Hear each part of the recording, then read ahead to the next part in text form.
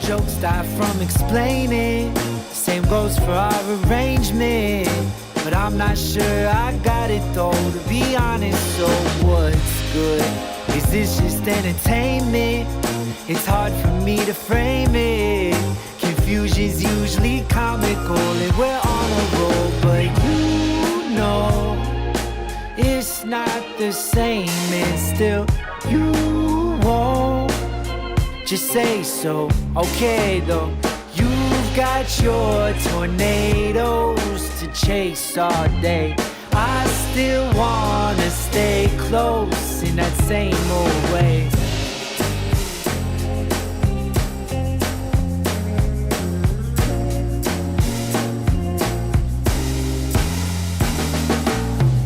The way I am may be inoperable.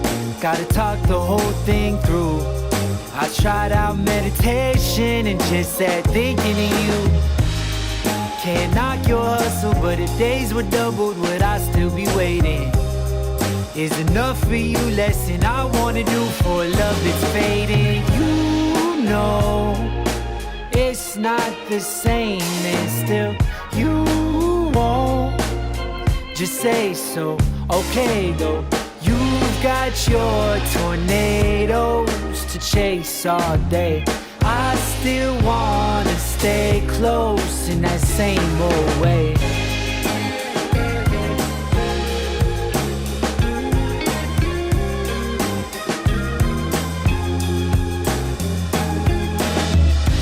Ooh, since day one, been patient and insatiable in all that I do.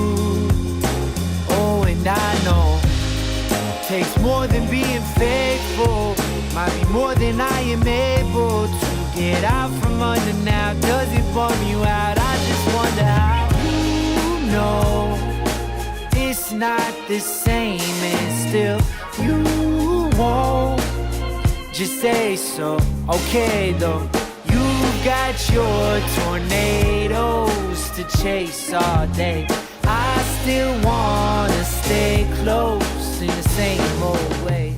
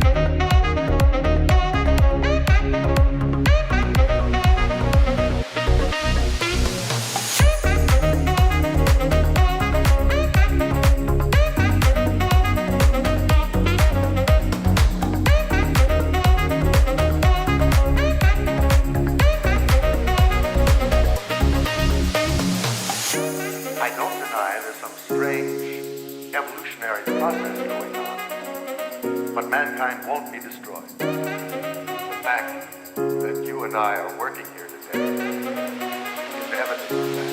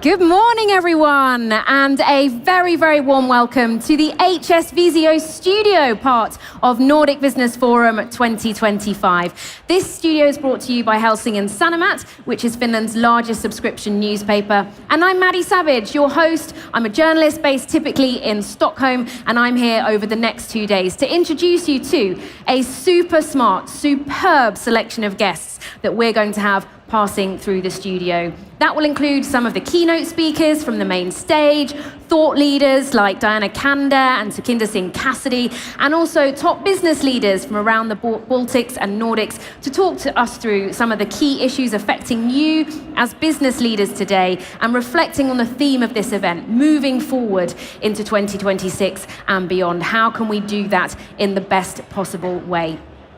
Now, this event is designed to be as interactive as possible. We have viewers from 34 different countries joining us on the live stream. So a big hello to all of you watching from home and in the office. And I just want to set the scene for the viewers at home of what is happening here. So here in Helsinki, I'm looking at this huge audience of people that have arrived to see the first sessions of the day. Fantastic to see so many of you saying hello to each other, clutching your waters and coffees, and already doing a little bit of networking.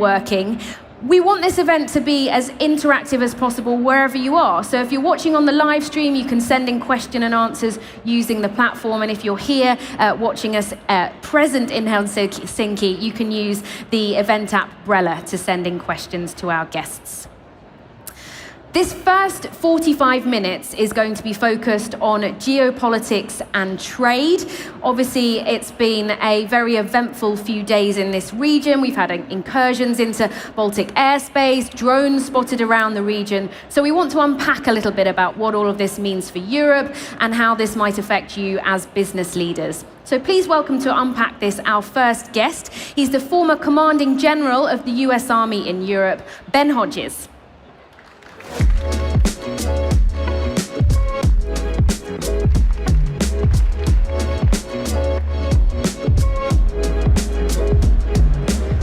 Hey, Matt. Hello, thanks so much for joining us and being our first guest. So, after some very turbulent times here in Europe, the war in Ukraine, it's now been quite an eventful few days. So let's just unpack a little bit about what's been going on. Russian warplanes spotted in Estonian airspace on Friday. Poland and Romania are also saying they've spotted Russian drones. Drones spotted in Denmark and Norway as well. How do you see these developments more generally affecting geopolitical tensions in the region? Well, these are Russian preparations. Every time they send a drone or an aircraft or they're doing things on the Baltic Sea, this is all testing our preparation, our readiness, our response times, and also they're testing our resolve. If we don't do anything, if we don't impose any consequences on the Kremlin, then they'll just keep pushing and pushing and pushing. So it's a dangerous time, but it doesn't mean it's inevitable that there is a war. But Russia is definitely at war with us. So, I mean, just reflecting a little bit on some of those comments then, you say they're testing us, they're trying to push things as far as they can go, but do you see this as a signal of more action on the ground, or do you think it's about just trying to show their power at the moment? Well, I think, first of all, every time they launch aircraft that violate NATO airspace, for example, it will inform their calculations for the next time. How quickly were they identified? How quickly did somebody put aircraft up to respond to it? So it is part of their analysis of us. But also, we should say they have denied violating airspace, just to put their perspective forward. And the drones spotted in I think that Denmark and Norway. people in Finland are not confused about Russia's intentions. I mean, of course, there's a long history, but as a journalist, it's important to put that side of the story, that there hasn't been a huge amount of response, and we don't know for sure about the drones in Norway and Denmark, but wherever they've come from, and as you say, the likelihood very much Russia, that what we've seen is the impact on the logistics, how much it can disrupt things for people. If we've seen airport closures, transport, that's going to have a huge impact on business and daily life. Do you think we should need to get ready for more of this? Do we need to be prepared for more of this kind of action? Well, that's the danger, is that too many people, especially west of here, still don't acknowledge that Russia is at war with us. And our vulnerability for all manner of transportation and communication is very clear. And each of these incidents shows. And so, of course, each of our nations has to take steps to protect that infrastructure. Now, you can't defend every meter of rail or every single corner of every port, but you have to have the resilience against the inevitable damage that might be done. But I think companies as well as countries have to accept responsibility. You can't act like there's no threat. Russia knows that if there is a conflict in Europe for which they have attacked a NATO country, they know that NATO's response depends on rapid reinforcement. So all of our airports and seaports and rail will be attacked because they know we depend on that. We have to anticipate that and make sure that it is resilient enough. So what might that look like in practical terms? Where do individual countries need to perhaps step up in ways that they haven't been doing or haven't needed to practically demonstrate until now? So imagine everything that happens in Ukraine almost every night. Imagine that happening in Helsinki, Stockholm, Tallinn, Riga, Gdansk, Klaipeda, every night that happens in Ukraine. That's what will happen to our seaports if Russia has made the terrible decision to attack a NATO country, is to go after. So that means we have to have adequate air and missile defense against drones, against Russian aircraft, against ballistic missiles. But also there will be things happening at sea. I mean, they have already shown that they are very interested in the underwater cables and pipelines. Yeah. Okay, well, these are exactly the things you would do if you were about to start a conflict against NATO, would be to rupture underwater cables, to create confusion. Imagine fake phone calls going out to all kinds of authorities. These are the sort of things that we should anticipate. And how prepared do you think NATO is? I mean, on Friday we were talking about, I think it was 12 minutes in Estonian airspace, which doesn't sound like a lot of time, but actually that is quite a long time in military terms, isn't it? 12 minutes in a jet flying over Estonia, you can cover a lot of ground. So that was a very long time. And I think that the alliance recognizes that Russia has increased its level of aggression because we haven't yet really inflicted consequences on the Kremlin.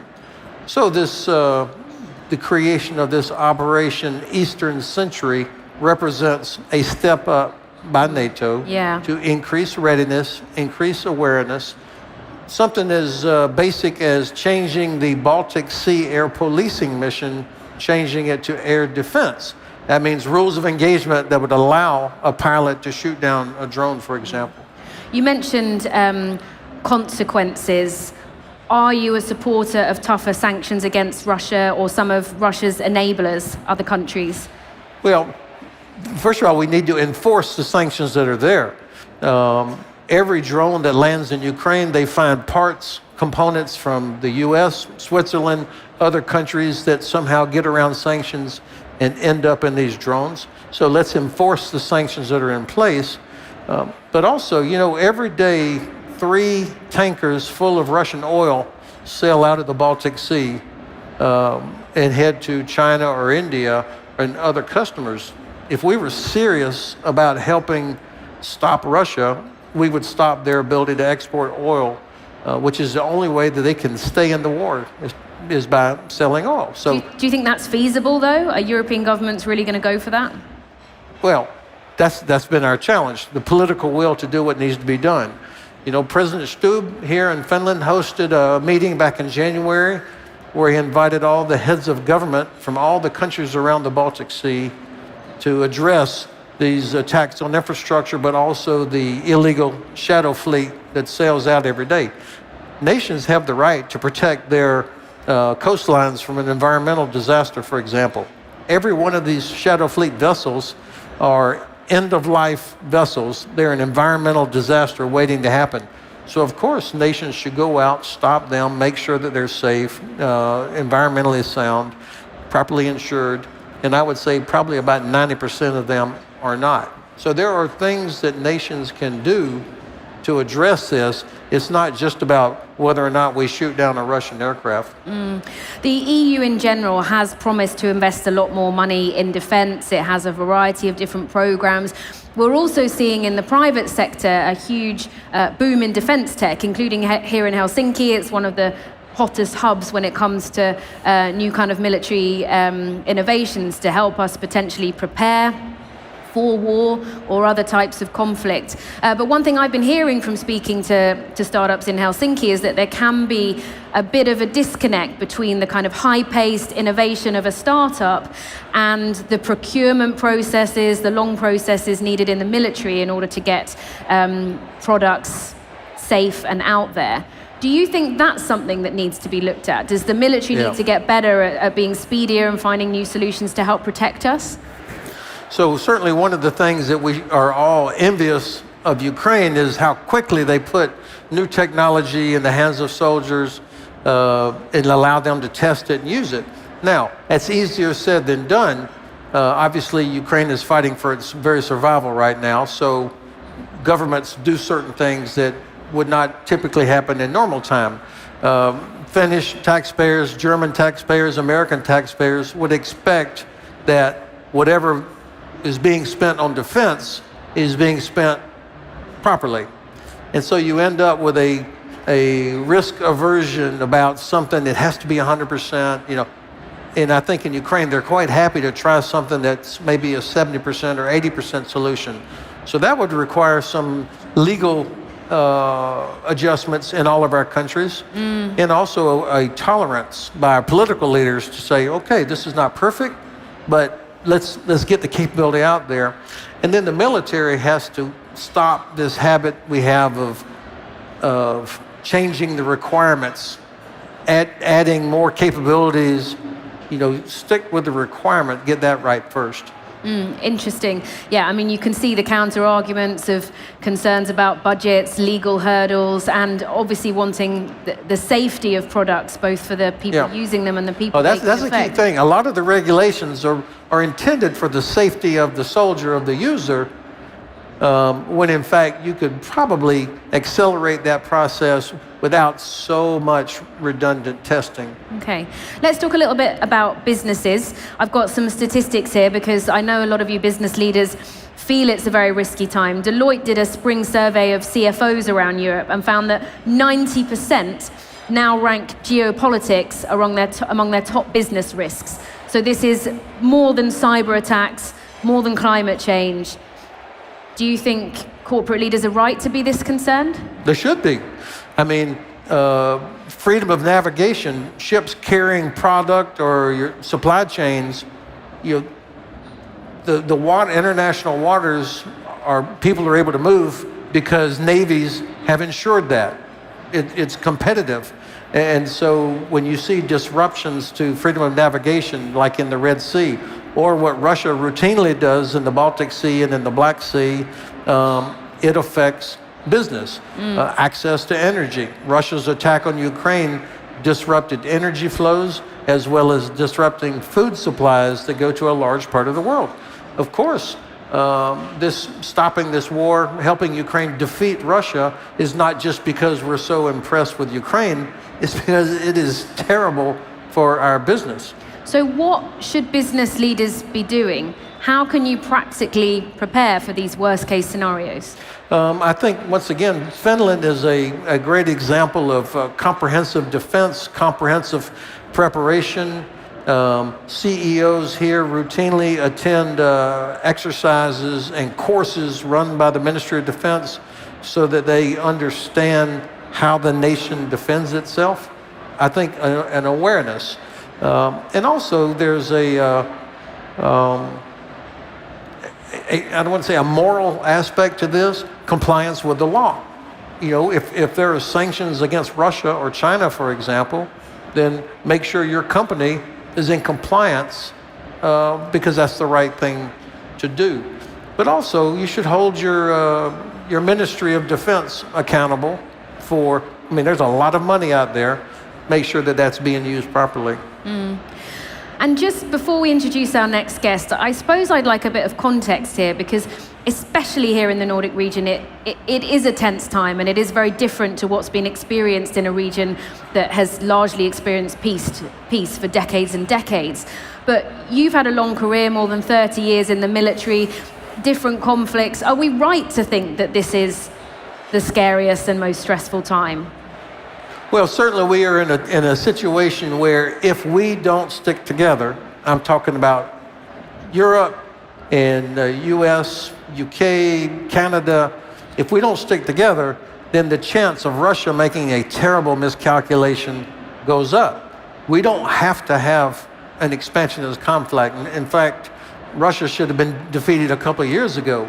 If you compare the combined economies and militaries and technology of Europe to Russia. But it's been our unwillingness to work together in a very cohesive way. And I acknowledge that my own country, the United States, has raised more questions than answers in the last 8 months, which is not helpful.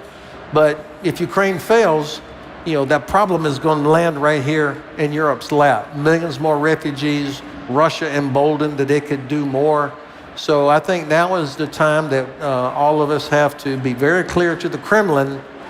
You live inside your own borders. You live up to international agreements, and then we can play hockey again. We can trade.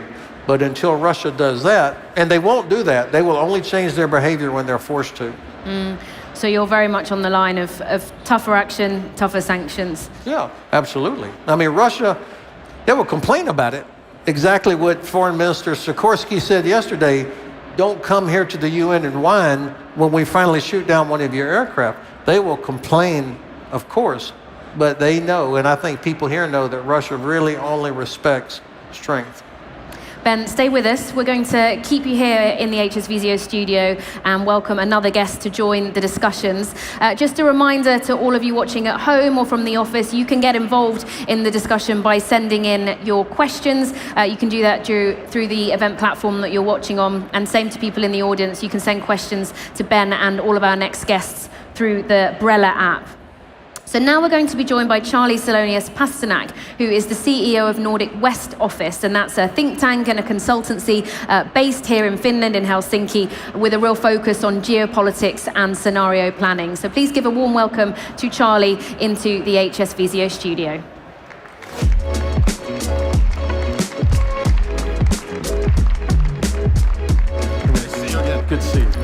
Charlie. Thanks for being with us. Please take a seat. So we've talked quite a lot, Ben and I, about what's been happening over the last week or so, Russian aggression, obviously the backdrop with Ukraine. Aside from that, where do you see the key kind of pain points and geopolitical tensions potentially escalating in the next few months? Next few months, hard to say. Of course, there's the obvious ones around South China Sea in Taiwan. But I have to say that it's probably also important for companies to start thinking more about domestic politics and the impact it has on geopolitics, global trade and security. And an obvious example is the United States, but why not also Europe? So give us some examples. Ben was saying we need more cash, we need to put more pressure on our defense ministries. Where do you stand on this? I agree. I mean, I agree with basically everything Ben said, but I think we've done that for years already. Also, all the other ministries. When I go and talk either in Finland or abroad, there's often a focus on defense, military stuff, which is understandable. But of course, in Finland, it's a whole of society, kind of every ministry has a responsibility. So, as well as the private sector. So I would say also focus on the so-called softer things that build resilience, that aren't sexy, so to speak. I mean, when cables are cut, it's not an accident that connectivity in Finland doesn't drop. In fact, most citizens wouldn't have noticed it. Why? Because it was planned out by officialdom and then implemented by the private sector. And this can, of course, be done in fast-moving consumer goods, kind of across the board of things that are needed for a society to work.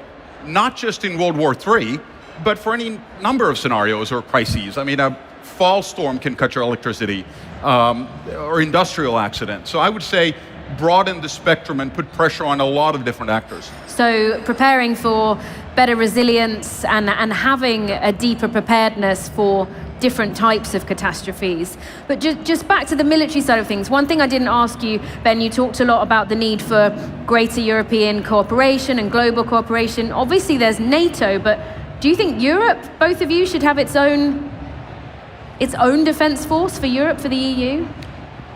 Well, I think we're going to have a EU defense force before we have an EU soccer team. But no, more seriously, I think for now it makes sense to keep NATO as it is, even if the United States tragically were to decide to withdraw formally or kind of de facto from it. It's a structure that works. The people know how to work within it.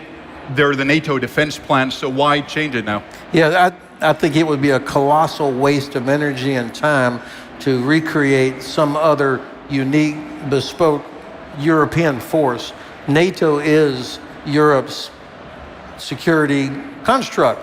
Look, whether or not the United States we do everything we should do doesn't change the threat. In fact, it raises the threat. So other nations should take advantage of this structure and these decades of practices and programs.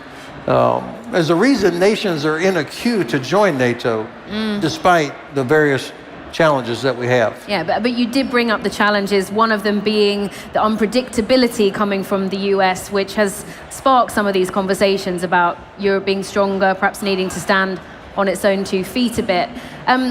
Bringing things back to the business perspective, I've got another statistic to share. So a recent survey by the Conference Board found that 71% of US CEOs and 77% of European CEOs plan to adapt their supply chains in response to all this political instability.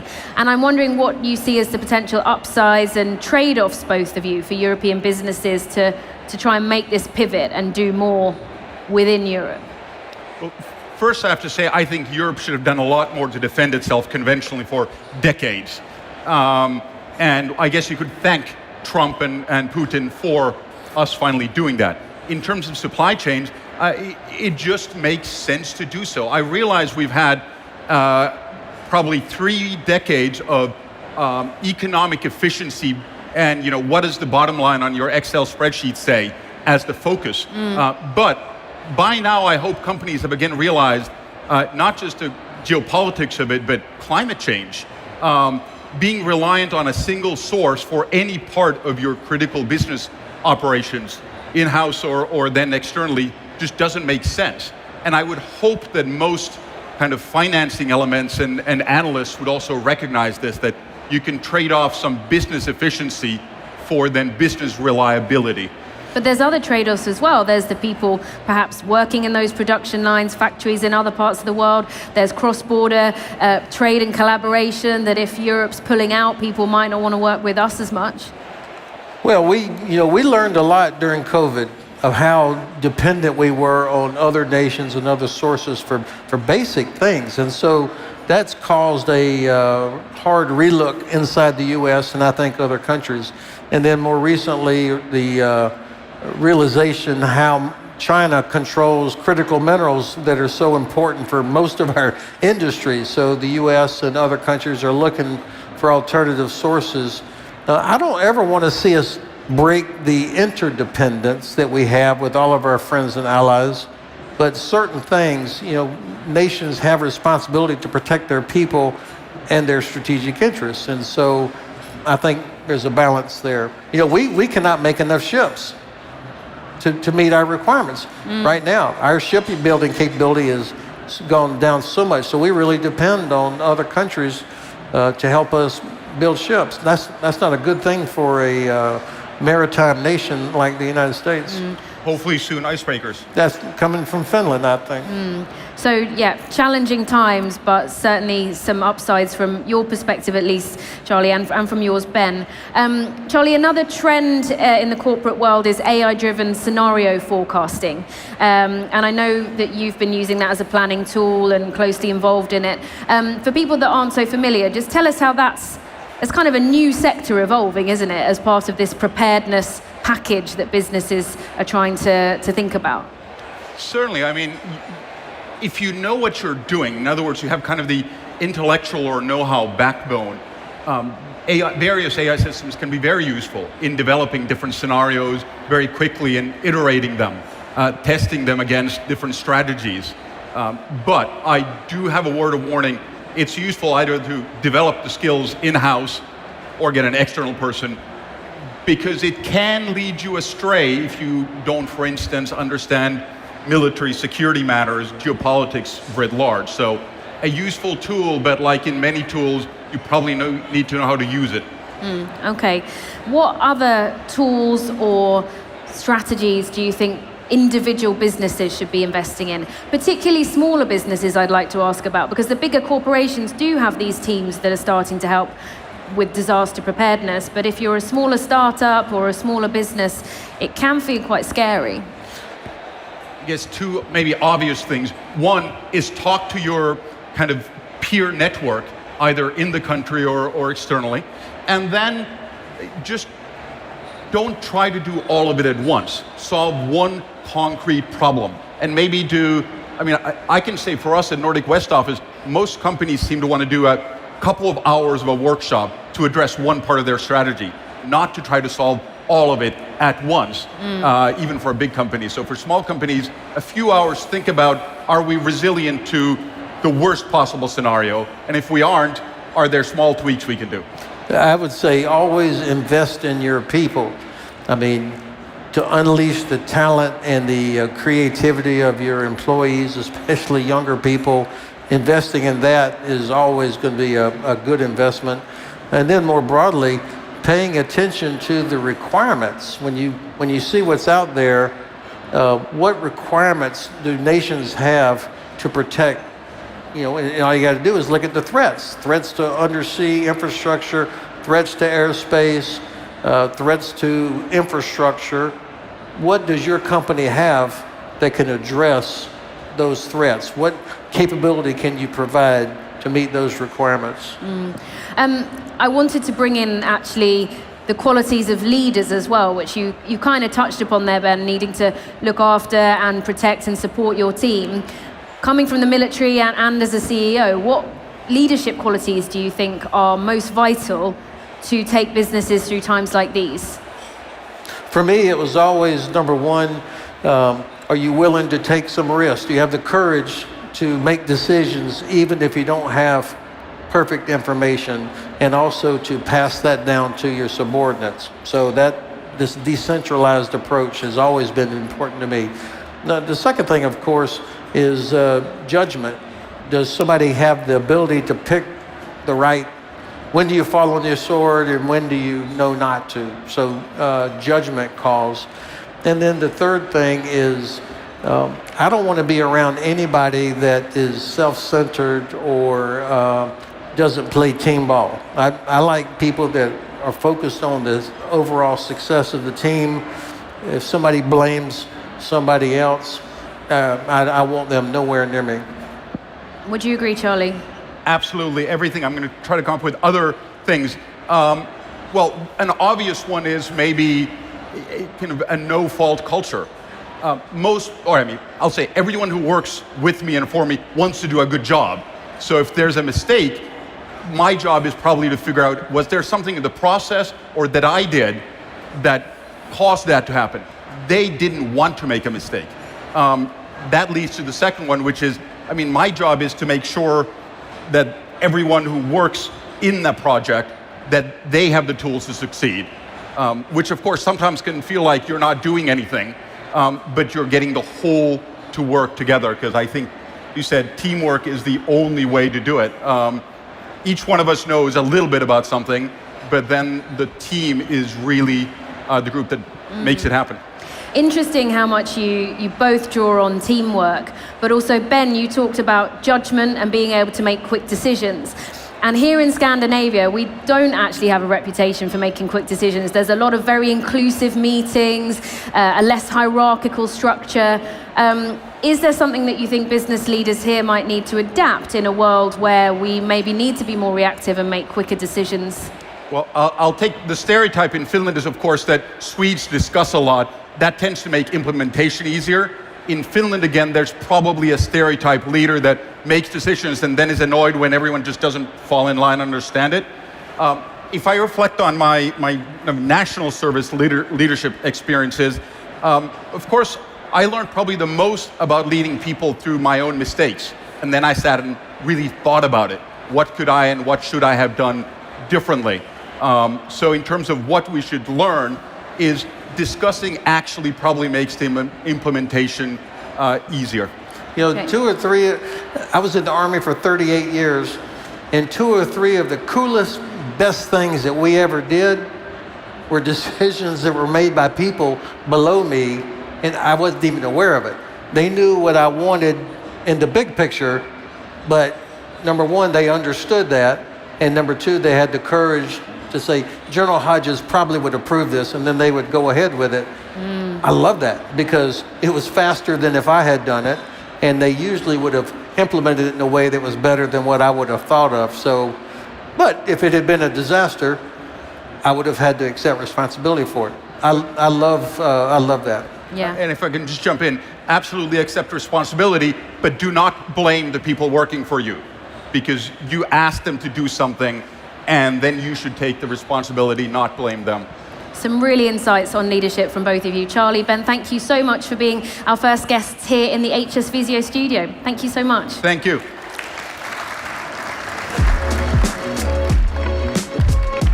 Thank you.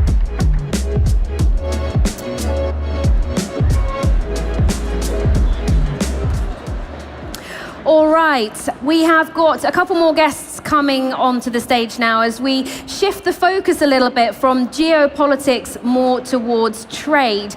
And just a reminder, you are able to send in questions to all of our guests using the question and answer section on the event platform or using the event app Brella if you are physically here with us in Helsinki. So we're going to be moving on to, like I said, trade wars, how everything is going in terms of relationships between Europe, the US and China, another big topic over the last few months that we're going to unpack. And to do that, we can welcome Heidi Schaumann, who is Head of Research at Danske Bank, based here in Helsinki. And we also have Timo Vuori, he's the Director of International Trade at the Confederation of Finnish Industries. So please give them a very warm welcome as they walk into the HS Visio studio.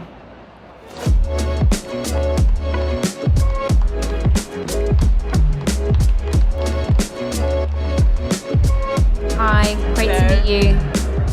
Hi. Hello, thanks very much for being with us, both of you, today.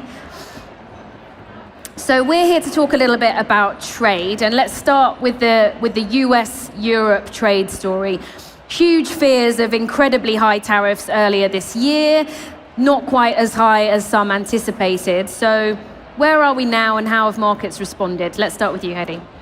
Well, a lot has happened, and we can see that tariffs are really working their way through the economy. We haven't seen a recession. We are seeing a slowdown in the US economy, right? And we do see that there's more and more custom payments stacking up in the US as well. So they are, in a sense, working. We see some signs of inflationary pressures and cooling labor markets, but that's maybe not then actually the tariffs.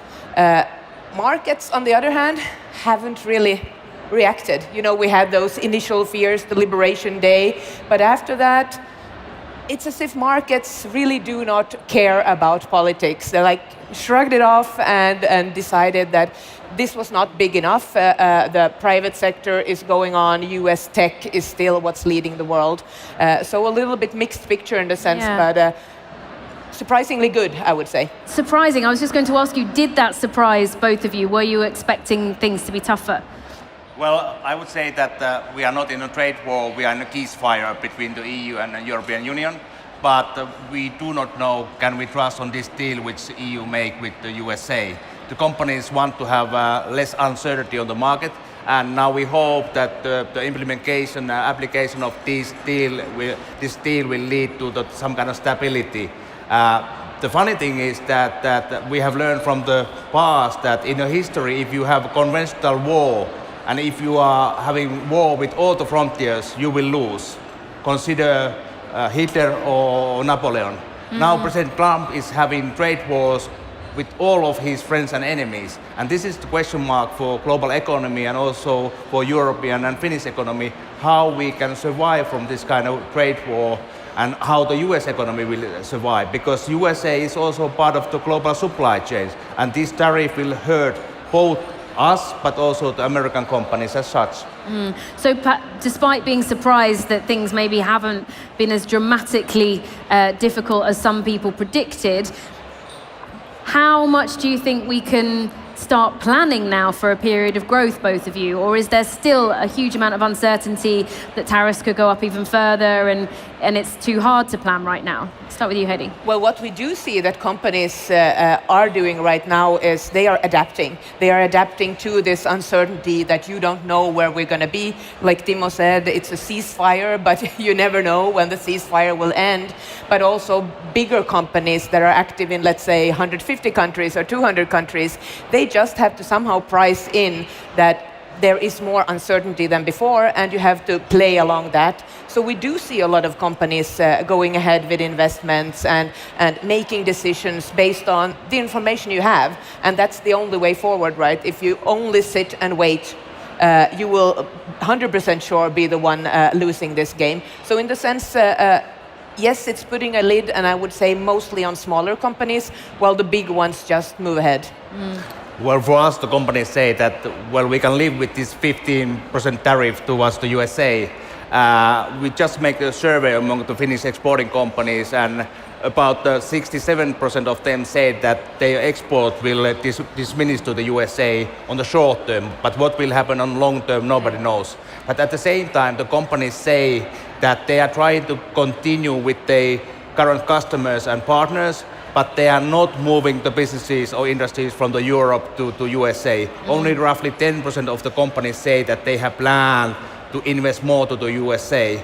And if you ask the companies to invest to the USA, it's a tricky issue. It will take a couple of years. Then you have a question of skilled work, whether it's that available, and how about the cost of doing businesses there. So the companies have that kind of short-term vision and a long-term vision, and I believe that companies may not act as President Trump hoped, that the foreign investor will return back to USA. Probably the American companies may invest a bit more, but how about the foreign companies? I believe that there's not that kind of big trend will happen just now. So for the companies that do choose to invest, could that put them at a competitive advantage if they're prepared to take more of a risk? It's a question that of course you invest and have manufacturing site close to your customers or some other benefits. And if you invest to the USA, and if you have still this tariff, so it will be very costly to do business in the USA, because then in a global supply chains, you need the components from Canada, energy from Mexico, and some part from the Europe. So at the moment, I do not see it as such an attractive market. But at the same time, we have to remember that the US market is very dynamic.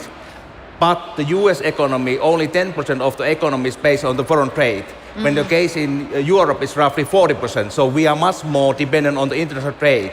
And that's why the US market may survive better from this kind of trade war than the Europeans, for example. Do you agree? I agree, definitely. There's, in a sense, also the risk from a corporate perspective. If you think you're a Finnish or Nordic company active in the US, that we see more and more interference in business by the state and by government. And as a foreign company then active in the US, you also have to price in that yes, you are close to markets and you might not have to pay tariffs if you produce locally. But what's the risk of basically not being able to run your business as before going forward when we see state interference? So that's also a new dimension in the sense that companies haven't really had to price in earlier. And you mean that in the context of things like different legislation or shifting approaches to sustainability, diversity, those sorts of directions, or could be, or new legislation that pushes you out again or forces you to sell. We live in dramatic times, so I would imagine that companies actually also consider that is it a safe place to make a lot of investments? We have fresh memory from Russia, where a lot of Finnish companies and other Nordic companies had made big investments, and then you were forced to sell way too cheap. It's not 100% sure that something similar couldn't happen in the US, especially if you think about strategic sectors like pharmaceuticals or energy. Politically speaking, if tariffs do go up even more, how do you think Europe should respond? Obviously, some have the argument that, it could, if Europe puts them up, it could discourage other countries from doing the same, but others argue it could make things spiral. Well, I see already the trend that Europe is trying to build closer trade relations with other continents and markets. We have this EU-Mercosur deal with Latin America. We have different kind of deals with Asian countries, including Indonesia. So Europe tried to lowering the tariffs to trade with other countries and other continents. And we have to remember that the Asian growth is pretty quick at the moment, and somebody conclude that it's roughly about 70% of the global trade. So it's good for Europe to build this kind of partnership with Latin America, Asian countries, and so on. But at the same time, I would also conclude that you can never replace the US market as such, because there's a big potential also in the long run for the European and Finnish companies to do business. Yeah, so important to keep in mind, right, is that it's US that has a trade war with the rest of the world. No one else is at war with each other. So in that sense, it's an interesting setup. Of course, the US is trying to push us into the war on their side. That's not going that well right now. In that sense, I also see that it's more take the positive twist and look at the rest of the world. Then, of course, if you think about what kind of tools do we have against the US, do we want to do something, some countermeasures or not? So far, we've been very, very cautious. The digital sector, the services exports is, of course, the big question mark. We still have quite balanced trade with the US if you take into account services trade. Donald Trump is mainly talking about goods trade, right? Yeah. But we mainly import services. And that's something that has been left completely outside these discussions. And I think that's a natural next step if we're forced to go there. You talked briefly earlier, Heidi, about the impact on the labour market, which we're seeing in the Nordics and Baltics, and the markets. But what about consumer behaviour?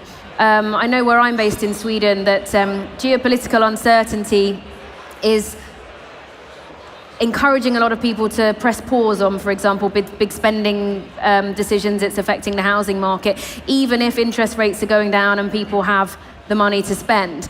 How do you see consumer patterns reacting to this? Yeah, so I actually think it's really interesting when you look at consumer confidence, for instance, in Sweden and in Denmark, countries that traditionally have felt that they are really close to the US, that there you've actually seen consumer confidence drop to all-time lows. Denmark is at all-time low. We're not there in Finland, but maybe from a lower starting point overall. So I would say that this is actually something that has somehow made our peer Nordic countries wake up and people realize that it's actually uncertain times. So in a sense, it makes sense for people to build buffers, and I think we need to price in that when we start to consume a little bit more, it's going to be a little bit more. It's not going to be like you open the doors and here comes consumption. It's going to be cautious because it actually makes sense to build up buffers in uncertain times. Yeah, I also see that there are two questions which are now making customers and citizens a bit worried about. Two is war in Europe. I'm referring to the Ukraine war, and if there's a solution sooner quicker, then it's better for the economy. And another question is this debate on public debt, and we have to save more. I feel that also the private citizens think that they have to save more. So these two issues, if they will be fixed short term and long term, then let's hope that there will be a better growth also in Europe and also the Nordic countries. But at the same time, let's hope that this trade relation with USA will develop in a solid way and uncertainty will be diminished. Yeah. So still, some slight optimism here, but a lot of caution around what might happen next. We're running out of time, but we haven't really touched on China yet, so I just wanted to kind of briefly see if we can look at that. The US and China have extended their trade truce, but again, we don't know for how long. How do you think that can impact on global trade and particularly us here in Europe? Start with you, Hedy. Well, we have seen a massive shift in trade from between the US and China. It's collapse is maybe not the right word, but it's deteriorated fast. And you can at the same time see that Chinese trade to the global south has picked up, matching roughly what they've lost to the US. So we can see that this long-term project that I see that China has had, shifting away from the Western world, shifting away from the US, is now taking new speed.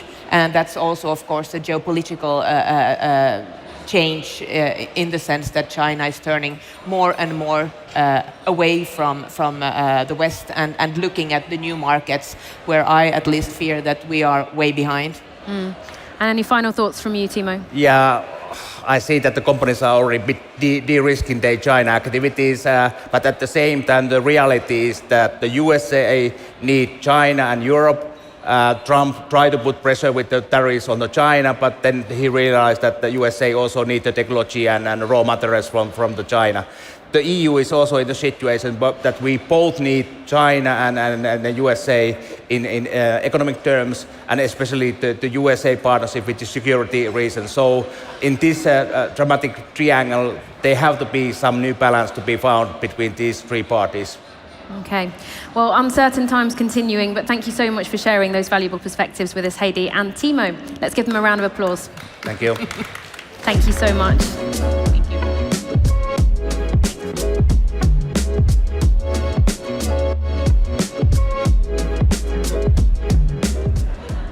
Well, that is almost it for now from the HS Visio studio, but I do quickly want to tell you what is coming up later in the day because you won't want to miss it. Our next session is in around 2 hours' time, and I'll be hearing from top industry leaders, including from Konecranes, which is a big giant based here in Finland, also the graphic design platform Canva, and I'll be in discussion with the woman who's heading onto the main stage shortly, Sukhinder Singh Cassidy, and she's going to be sharing some of her thoughts about diversity and inclusion. So that's back here in around 2 hours with me, Maddy Savage. I hope we get to see you again then.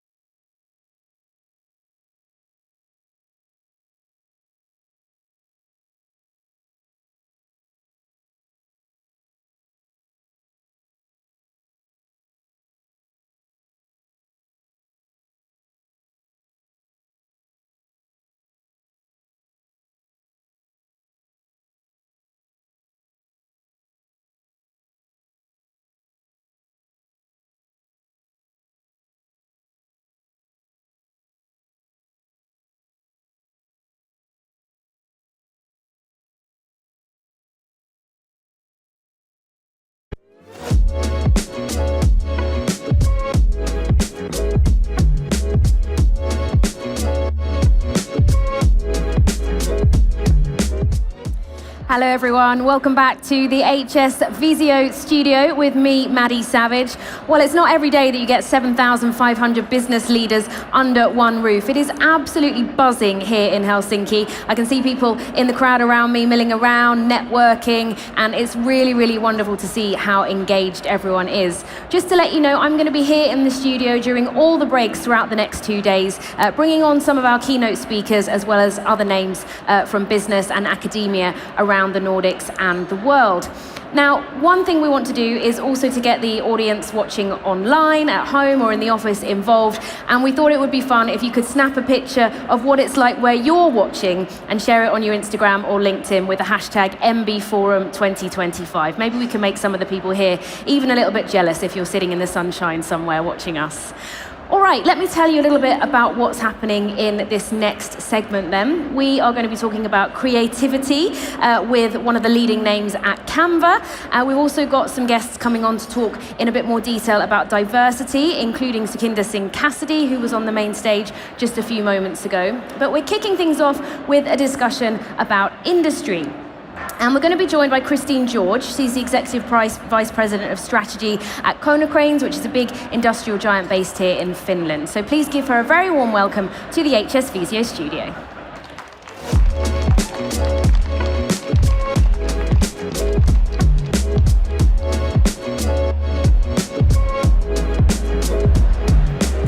Welcome. Have a seat on our lovely Nordic wooden benches. I love this set here. So your background, both working in innovation and also in industry, and well known here in Finland, but especially for our international audience. Just tell us a little bit about Konecranes and the different aspects of your business. Sure. So Konecranes is a world leader in material handling solutions. And with over 400 billion of sales, we have about 16,500 employees. And we operate in over 50 countries with 3 business areas: industrial service, industrial equipment with cranes, hoist, and winches, and port solutions with container handling solutions. Our history goes back over 100 years, and with a strong track record of growth through M&A as well as organic. And maybe one quick interesting fact, which is that according to the UN, about 80% of the globally traded goods are moved through maritime transport, which means that there is a very high likelihood that something important to you actually has been moved by Konecranes solutions. And that's actually exactly the point of our brand campaign that we are launching this week here at the forum, which is about our brand promise, and that is that Konecranes moves what matters. And that's interesting because we've been speaking earlier on in the day about geopolitical tensions and disruptions potentially caused by aggression from Russia and other factors, and the importance of needing to have strong logistical connections and maritime connections within Europe. And another kind of side effects of this geopolitical tension is, though, that there has been a lot more attention recently on traditional industries here in Europe and trying to kind of revive some of the things that Europe does well, rather than farming out supply chains or looking abroad for cheaper solutions. So kind of reflecting on that, I was curious to know the opportunities it's bringing for you, but also the challenges for you personally as a business around these tensions. Yes, in short, we have adjusted well to the uncertainty and the tensions. And also historically, those periods of change have actually rather benefited us. On opportunities, I will touch on automation. So the current situation clearly is probably one of the sharpest and longest period of change since the fall of the Soviet Union. Yeah.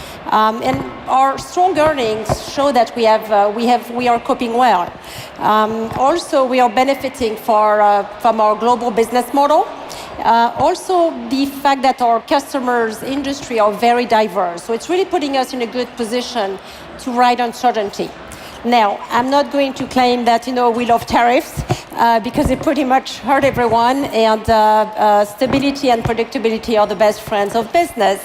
However, again, historically, we've seen that those changes in the supply chain have actually been in our favor and have created opportunities. And the reason for that is that when production relocates or trade routes change, typically there is a need for a new material handling equipment.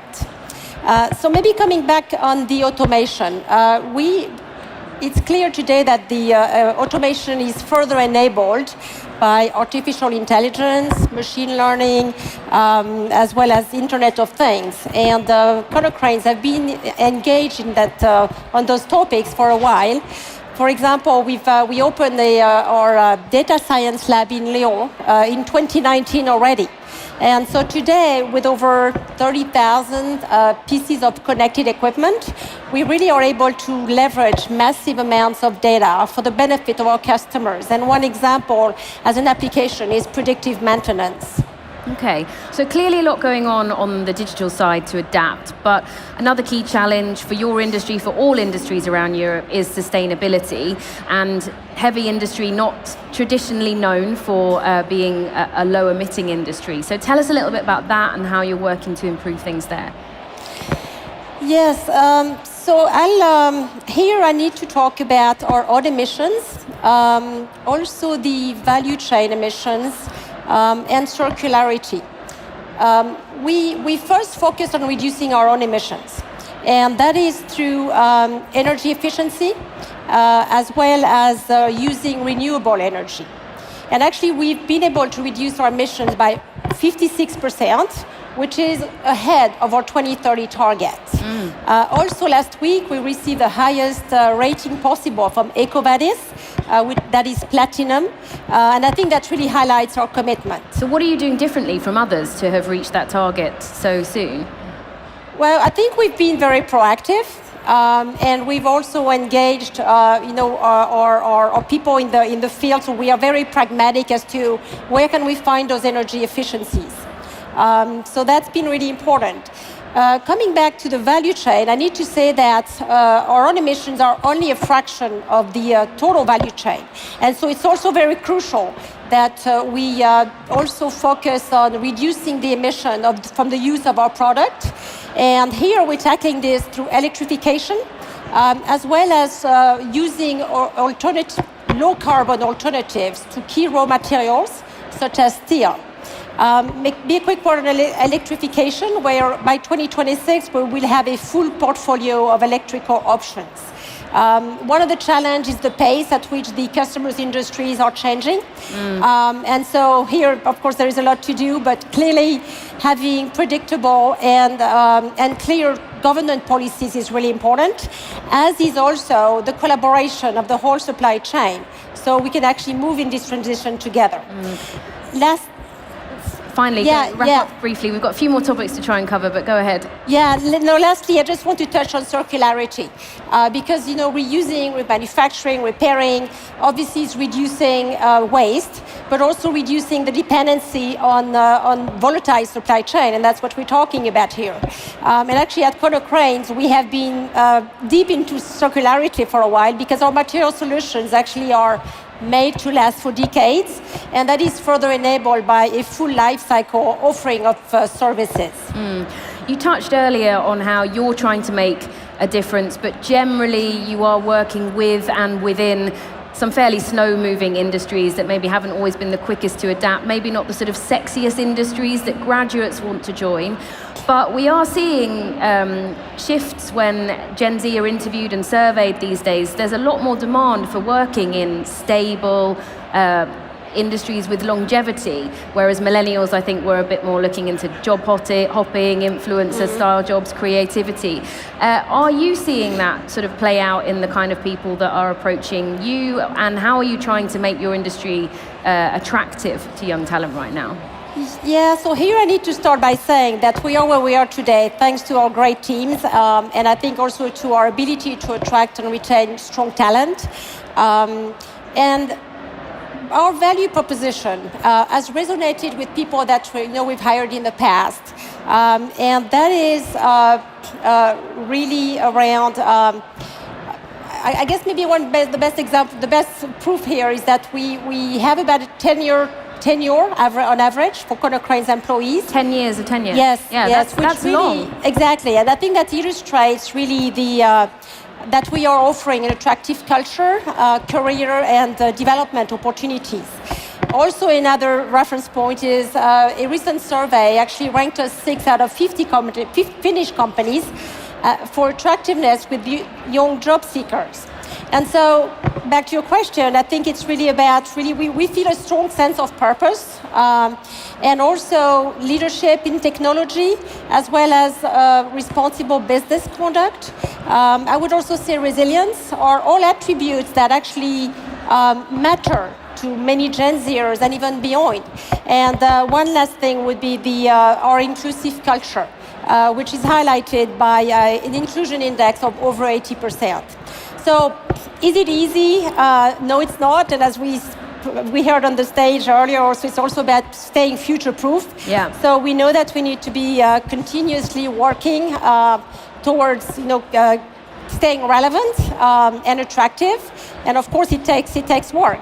But at the end of the day, it's been my experience that really, if you nurture your diverse talent as the most precious asset in your company, it's a really good key success factor for the long term. And I think as leaders here and managers, there is a lot we can do in that regard. And plenty of academic studies and data show that. And we'll be discussing diversity and inclusion a little bit later on in this session as well with some of our next guests. But just another final question, sort of based on your own experience, really. Before working at Konecranes, you actually worked for a hydrogen startup. And I'm just wondering, what do you think more traditional industries can learn from startups and vice versa, especially in these volatile times? Yeah, I was fortunate to actually have experience in both startup and large organizations, and they are quite different environments, that's for sure. We've also had our share of significant disruptions in the last 20 years. Maybe to summarize, I would say that startup really live in scarcity and urgency. And very often you don't worry about even next year. It's more like next month or next week. So that's really pushing them to be very bold, but also very innovative and fast. Sometimes, though, it can be at the expense of actually losing track of the long-term perspective, and obviously that can be very fatal. On the other hand, I've seen that large organizations have the luxury of resources and time, and therefore they can actually keep this long-term perspective, stay the course with strategy execution. However, sometimes it can be actually at the expense of being agile to really see disruptions that actually they could benefit from and adjusting in a more proactive fashion. So it's almost like, the strength of one is the weakness of the other. Yeah, exactly. And it's hard to find that balance, but something that everyone strives for in business, I think, at the moment. Just briefly then, so strategy's also formed a core part of your career. If you could give one strategic tip to the business leaders here for navigating, moving forward in uncertain times, what would it be? That's a really big question. If I had the answer, I probably would be not here. But anyway, you're on this stage because you have the expertise. Yes. So I would say the one thing to say is that clearly volatility and uncertainty are part of the landscape, and so it's important that they are really now embedded into the strategy. And to me, what that means is that the long-term vision and goals have to be even more clear and crisp than they've ever been before. Because we know that the execution path is not going to be linear. There will be obstacles and distractions. And so keeping this northern light really up there is really important. And the second tip I would say is really also about being able as leaders to recognize those disruptions that actually are real opportunities. So that instead of kind of fighting them, we kind of embrace them and allow the organization to actually transform maybe at a faster pace. Super. Thank you so much for sharing that with us. That's all we've got time for. Please give it up for Christine George. Thank you. Thank you.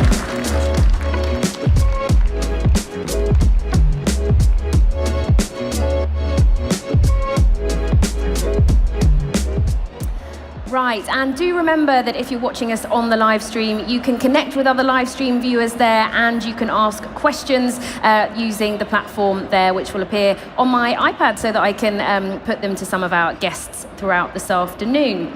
Right now we're shifting something a little bit different, a little bit more creative, and we're going to be talking about how AI is reshaping graphic design, communication, and marketing in 2025.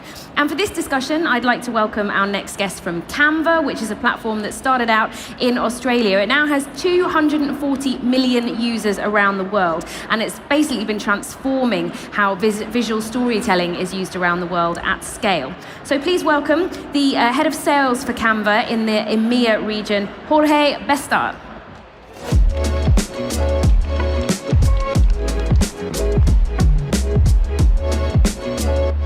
Yeah, let's have a round of applause for Jorge. Hey, Thank Maddie. you. Welcome to the studio. How are you doing today? Good. Thank you for having me. Excellent. For anyone that hasn't used Canva before, just give the basics. 240 million people around the world, but perhaps not all of the C-suite leaders here. How does it work? What does it do? Yeah, absolutely. So Canva is a 13-year-old company. We're based out of Sydney, Australia. And Canva started with one clear mission, which is how do we empower the world to design? So for the first decade, we were very focused on the individual user. How do we get them to design as if they studied design for 15 years and they knew how to design as pros? When Mel started this, she was actually teaching how to use a very fragmented design ecosystem. So she saw that there was 50 different tools in order to be able to design as a pro. And she said, there's got to be a simpler way how to do this. Now, forward 13 years later, we have over 250 million active users. People are designing every day. And the next decade for us, we've been focusing on two things. We saw that the same ecosystem that we saw in design is present in AI. It's a very fragmented AI ecosystem, so we're bringing everything in one place. And the second is that people from 9 to 5, they also design. So the future of Canva is everybody will be able to design in a very easy way, whether you're at work or whether you're in your personal life. Yeah, I've used it for both actually, for montages as a journalist, to accompany news articles, to creating birthday party invites and a flyer for a secondhand sale. I haven't really interacted a lot with the AI element. So tell us a bit about what that offers currently and what's on the cards there. Yeah, absolutely. I mean, we're seeing AI as a huge opportunity for designers and creatives because at the end of the day, AI, what it does is automates a lot of the stuff that is very repetitive and boring, so you can dedicate purely to design. So our design journey actually started in 2019. We acquired a company called Kaleido out of Vienna, and what they were doing was a very niche use case, which is how do you remove the background from images? And actually, that's one of the features that is widely used. So right now we have 50 billion uses of AI in the platform. Throughout that journey, we've thought about AI, and we thought about three elements, which is one, how do we automate everything that people are finding very boring? Two, how do we integrate into the systems that people are using outside of Canva, just to have it in one place so it's not fragmented, whether that's VO3 or whether that's OpenAI with ChatGPT. And I would say three, we have an ecosystem of apps that are built with AI. So whatever anybody wants to do in our platform, they can do it with AI in an easier way. Okay. And you've been doing a lot of research to find out more about your customer base and what they're looking for. And one of your bits of research recently looked at users across 12 different markets and suggested that 70% of business leaders are increasing investment in visual communication. That is a massive jump. Yeah. What exactly is driving that shift? It's a good question because I've seen a lot of patterns from when millennials enter the workforce. Millennials, their first approach to software was not in their work. We're seeing the same with Gen Z. So their first, the first time they meet a software product is not at work. They come with an understanding of software that's very different. And now we're seeing Gen Zs enter the workplace. Gen Z, in our study, 90% of them have an expectation that they will be able to communicate visually. And that's how we retain information as humans. We are 74% more likely to retain information if it comes with a visually appealing content. So to answer your question very directly, we have Gen Z entering the workforce. We have more appetite for visual content than ever before. And third, it is the expectation, even our human brain is built to retain content that is visually appealing. Yeah, I mean, what I'm looking at now is completely color-coded and in bold to try and help me remember what I'm supposed to be saying to you today, just as an example. But that study also flagged a number of key concerns amongst your users. So things like copyright issues, data privacy, bias in AI-generated content, and these are not small issues. Yeah. What is Canva doing to try and address these top concerns? Absolutely. So to start off, Canva builds everything with safety, privacy, and trust, full stop. So probably the biggest expense that we have is on our trust and safety teams to make sure that we guardrail the AI. Secondly, we want to make sure that with Canva Shield, every piece of element of AI is audited, and we continuously build our systems so that it's not pushing content that is not AI safe, whether that's medical advice or whether that's images that it shouldn't show. And third, for companies that do take a risk, we do two things. We give them control so they can turn on or off any of the AI features. And then we have Canva Shield. So they get an element of indemnification. In the case there's elements of content that put them legally liable, we cover and we give them the assurance that we have budget to indemnify you for anything that can go wrong. As with any AI products these days, there are ongoing conversations also around what that's doing to the workforce, how this is impacting graphic designers. Is it putting pressure on people to deliver more quickly? What would you say to those critics that argue you're automating creativity and original work? Yeah, it's a good question, because if you think about creativity, there's a lot of tasks that happen outside of the creative function. And a lot of these tasks, they're very monotonous and they're not very creative in nature. So we are helping people be a lot more creative on that sense, and we're distilling it to its essence. I think Rick Rubin is on stage tomorrow. Rick Rubin, a lot of time he talks about the creative process, and he says, I'm not a musician. I don't know how to work the board. I have a very strong taste for what I know is creative and it's useful and what is not. And that's what we're enabling people to do with AI. So we're seeing the opposite, which is a lot more people are being more creative because their technical ability is not limiting them to be more creative. But do you think we're going to move into an age of AI-first creatives, where it's rather than the graphic designer using it as an add-on, it's you and me starting out with AI as our kind of companion? Where do you see things going and the balance? I think we'll see a balance. I think creators will be hybrid. They will use elements of AI, similar to how Rick Rubin uses elements of music production to be very creative. But then folks that have the design background and the, I would say that have taste, that there is a case to be made for taste in art and in music. Those people will excel if they use AI as well. So I think there's a world where we can see both. And what if they don't use AI? Where do you think that will leave those purists? I think if you don't use AI, it's similar to you not using creative software, right? So I think you won't be able to produce content as fast, and you'll be stuck in those monotonous tasks. So I think folks that use AI, they will be miles ahead. And ultimately, I think it's going to favor their creativity in their production. Apart from Rick Rubin, do you have any other examples of where you think AI is being used in a brilliant way in the creative industries? Yeah, I personally believe that the biggest impact that AI is going to have is the creative space. I think in the world of health and the world of finance, the world of law. So any area where technical expertise is withheld in a certain area, I think those areas are going to flourish now that we all have access to the knowledge. I was recently impressed with Spotify. So Spotify has your yearly wrap. You are able to get a fully curated experience of what you listen to. In my case, I have 2 little kids, so a lot of Disney music and a lot of music that they listen to. So my Spotify wrap, I get a highly curated video with content, with the music, with everything, and I learn a lot about myself. It's quite cool because I think a lot of people think they've got this really niche taste in music, and then you get your rap, and it's like, oh, actually, it's that 80s artist or I get a lot of Disney. I got a lot of Celine Dion. So a lot of things that I won't say very openly.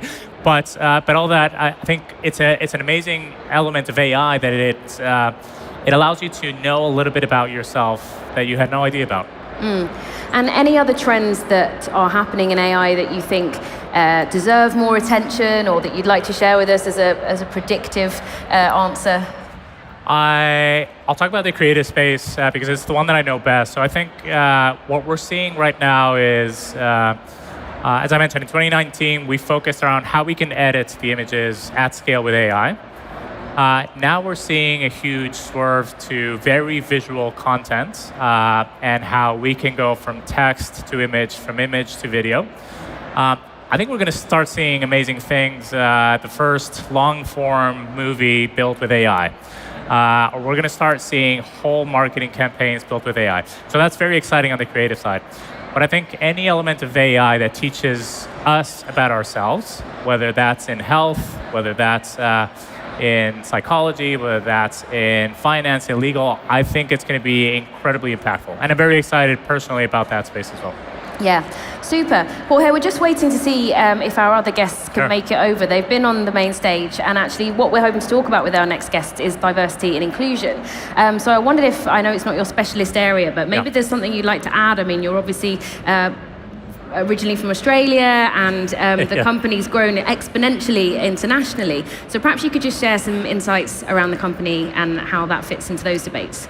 Yeah, so I think how Canva views diversity and inclusion, I think we cherish it in the way that we're able to get different thoughts from different people at different times. I think by being an Australian company, we have an unfair advantage that immediately we have to span out internationally and become local first and really bet on our local communities. So when you go into Canva, you have very, very specific local content that we're able to gather with diverse backgrounds, diverse cultural nuances.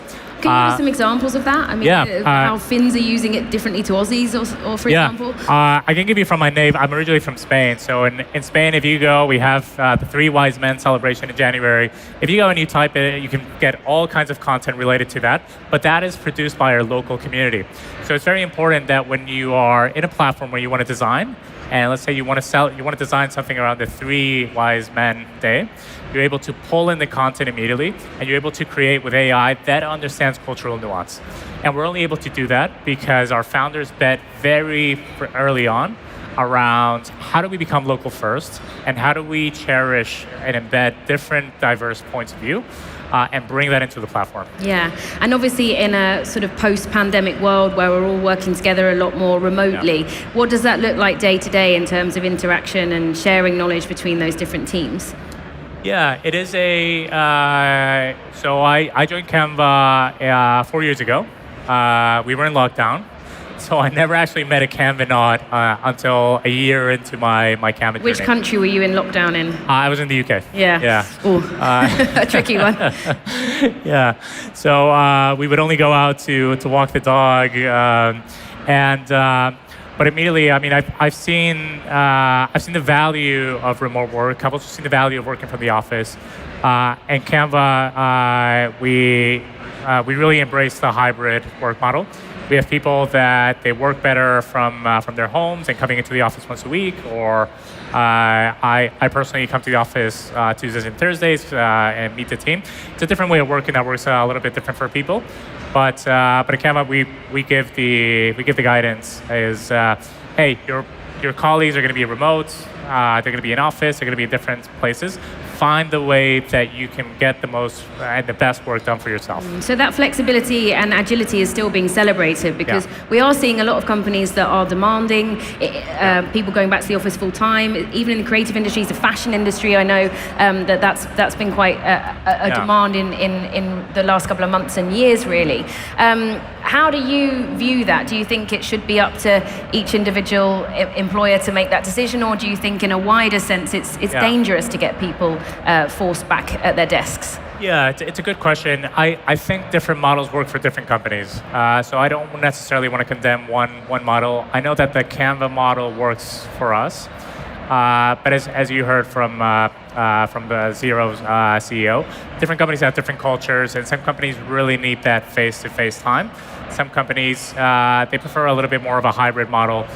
For us, we know that we're able to attract the best talents, that we're able to work in this model, and it's been working for us for the past 4 years. And I don't think we're going to change anytime soon. Yeah, okay. Well, thank you so much for your insights, for sticking around a little bit over time to share some other insights onto different topics with us. But really interesting to see how the AI tools continue to develop at Canva. So thanks very much for joining us. Jorge Besta, thank you. Thanks, Maddie.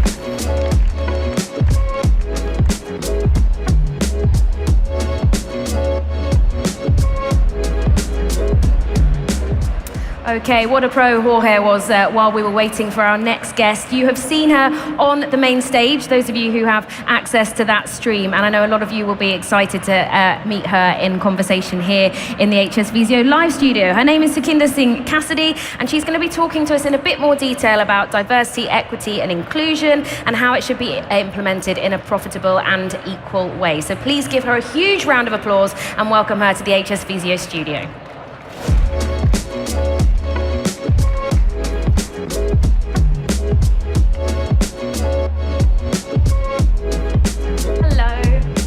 Lovely to meet you. Thanks very much for dashing across hot from your main stage performance.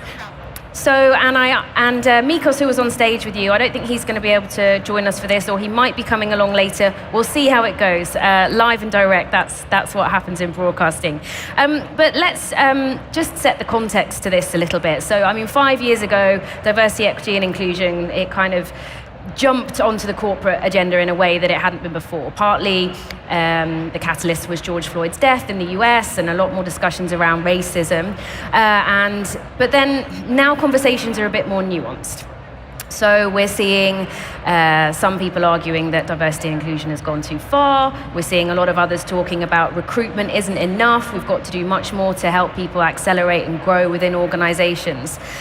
So there's a lot to unpack in this discussion, but we'll see where we can get to.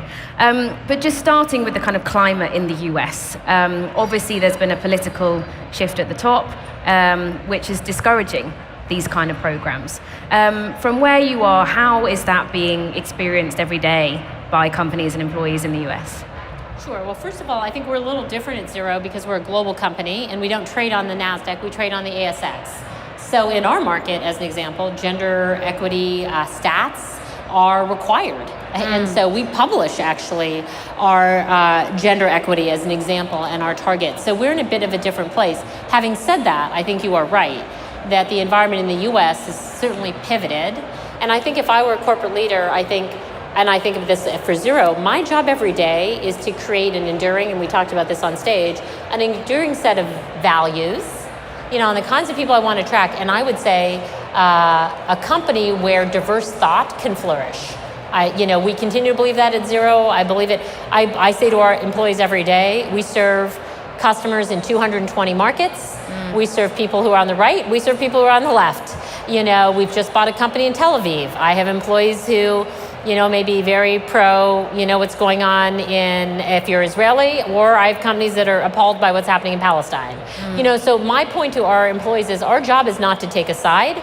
My job is to create an environment where diverse ideas can flourish. And we believe at Xero that happens when you are able to recruit very diverse thinkers, period. Full stop. That's it. Different experiences, diverse thinkers, and that is the way we feel like the path through is for us to keep doing the things we need to be successful, while being mindful of obviously all the climates in which we operate. And that's clearly a strategy that's also based on data, because there's a huge amount of academic research showing that diverse teams thrive much more than less diverse teams. But we are clearly seeing other businesses not choosing to go down that road and being influenced by political winds, both in the US and in Europe. What do you think the impact of that could be in the longer term? Well, look, I think a couple of things. First of all, and you've also seen companies that stand by the fact that they want to build inclusive workforces. Now, I think the most important thing is things have been conflated. The idea that diverse thinking is anti-performance has been conflated. The idea that good recruitment is recruiting people who look exactly like the other has been conflated. So I believe you build, and the idea that you are hiring for color or gender and not performance has also been conflated. You know, I always say to people, I don't believe I got the job because I'm a woman. I'd like to think I got the job because I built a resume and a set of experiences that are highly valuable to Xero. Full stop. Full stop. And at the same time, I can appreciate that the company that I joined, the board had diverse thinkers, the company itself was also diverse, because that meant to me that I could join a place where I could bring my full abilities and I could also feel a sense of belonging. That's it, right? And so I do think that long term, I believe employees are attracted to companies. And again, remember, I talked about system of congruence. I didn't say what are those values. I'd say people are attracted to working at companies that are congruent with their values and that they understand what the company stands for. Now, it might stand for something different than what I stand for. It might stand for, you know, President Trump's policies. I think what employees will look for is that enduringly they're going to places where their values fit and where they can be themselves, period. And so our job is to create that environment, and I think that's the job of any company, to be clear on what it stands for. So creating the environment, making those roles attractive to people. But another part of the process, I think especially here in the Nordics, is that recruitment happens through your network. You hear about a job through somebody you know, and if you've built up a network over many years, that's a lot easier than if you're a newcomer to a market or a country. I don't know how similar that is in the US, or what your thoughts are on how to kind of navigate that. Yeah, so look, I mean, the reality is I built a startup called The Board List, 10 years ago. It was all about recruiting or building a slate of board directors that was beyond your physical network. It was like looking at third and fourth party recommendations. And, we scaled that platform pretty successfully until we sold it to solve this problem in the boardroom, because board directorships are also passed around only by the people you know. So clearly this idea of only going to the first order network and not finding the second or third is a systemic challenge. Now, I'd say over the last 10 years, platforms like LinkedIn have evolved where they can show you farther order networks. I'd also say many companies have, in some way or shape or form, adopted the Rooney Rule. If you don't know the Rooney Rule, it's the rule that was, established in American football long ago, that you have to look at all the people who are the potential for the job and build a diverse slate. So at least many companies I know today focus on the need to have a diverse slate for any recruitment. But I think you do need to look at systems that can give you third and fourth order networks, or people who are defined by the skill set, not by previous experience. And once people are brought into a company, one of the other discussion points around diversity has been, how do we get more diverse CEOs? How do we get people rising up through the ranks? And what kind of support do different groups of people need? What do you think needs to happen in an internal culture to create those opportunities and encourage people to climb the ladder? Sure. Well, first, a few things. If you want to ascend to the C-suite, I always say one thing is you have to also have gender equity and diversity in not just the support functions, but also the mainline functions. So as an example, at Xero, and this was not by design, our CFO is a woman, our CRO is a woman, and our Chief Product and Technology Officer is a woman. By the way, all our traditional support roles are filled by men. Our Chief People Officer is a man. Our Chief Legal Officer is a man. Our Chief Marketing Officer is a man. So somehow we've inverted, but I'm good because those roles are typically the feeder roles to a CEO job, right? So I think I'd say in your C-suite, also look at making sure that you're not just looking at diversity, but in all the paths of C-suite, that the line jobs also, you look at the ratios there. I think that's one quite important thing. Now, the second thing I think is you acknowledged it. One of the biggest things that happens gender equity-wise is women are disproportionately caregivers. and they drop out in the middle of their career, right? So I think anything a company can do to keep women from dropping out, but participating by offering the support to participate is important. So maybe the support to participate is job share. Maybe the support to participate is family care at work. Maybe the support to participate is time off for caregiving, right? Whatever you can do to keep people at these very critical years in middle management from leaving, I think is quite important, because you and I both know if you exit entirely for several years and come back, just by virtue of the org structure, the person who stayed has ascended, right? Just by virtue of attrition, and you will enter where you left. So you will be behind. And so I'm not saying, by the way, I'm not here to judge anybody who leaves the workforce. I know, many people who have to leave the workforce for caregiving or want to, and that's fine. Is there an opportunity cost in ascension to exiting entirely? There is. And I think the last thing that requires, though, is for people who need to leave for work and want to stay, to be negotiators and identify what they need to be able to stay. And I think it's often a question people don't ask. And if you don't ask, you don't know what the company might be able to do for you. Yeah. And I think that's quite important. So you need to learn to negotiate, not from a place of entitlement, but like, I'd like to stay, but these are the things I would need and support to stay, to see what's possible. Thank you. One final brief answer. So what would successful DEI look like for you in, say, 2030 from now? Well, yeah, first of all, I actually believe it's a pretty enduring definition. It's not 30 years hence, it's like even today, and it was 10 years ago. I mean, to your point, there's cycles right now politically on DEI. Let's park those. I think a great workforce looks like one where it has diverse thinking at every level. It has high performance and relationship, and I think this is quite important. Relationship, between how you perform and the systems at work, right? So there has to be measurement of performance. So this whole idea that somehow we're recruiting low performers when we recruit for DEI, it's just a misnomer. You need to have equitable systems of performance, equitable systems of recruitment, diverse thinking, and you want to see diversity in line and support roles so you have equal opportunity to access. Yeah. Sukhinder, we are on the clock, and that is, I'm afraid, all we've got time for, but loads for us to think about, and thank you so much for sharing your insights here at Nordic Business Forum. Thank you. Thank you. All right.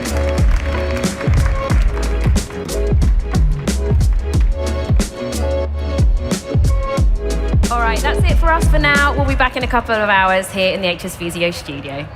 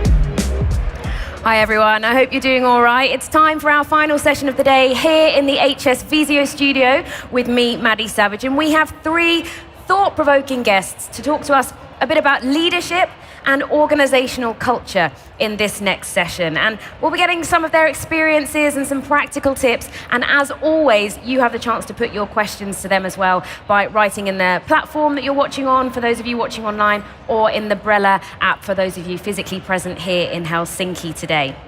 We're going to start by talking a bit about leadership tenure and continuous learning for CEOs and how to know when it's best to step back or move on from an organization. Now, this was already touched on the main stage just a few minutes ago. Our next speaker has hot-footed it over here to join us in the studio. Please give a very warm welcome to former head of Apple's retail operations and former Burberry CEO, Angela Ahrendts.